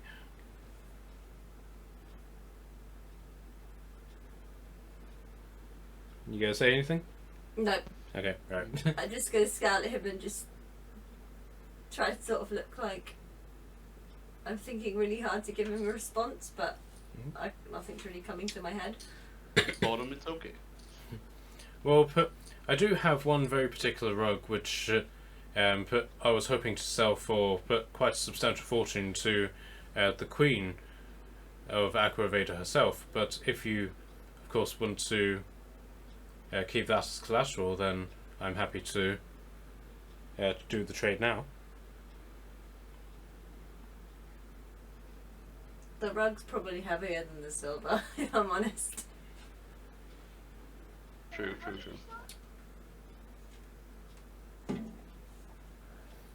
Okay, so do you want to do the trade now, or do you want to hold on to your stuff until he's able to pay you?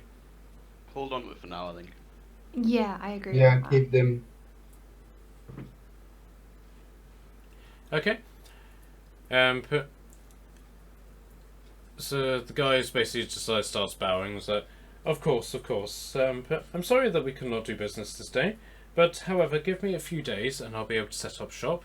I have a shop just by the.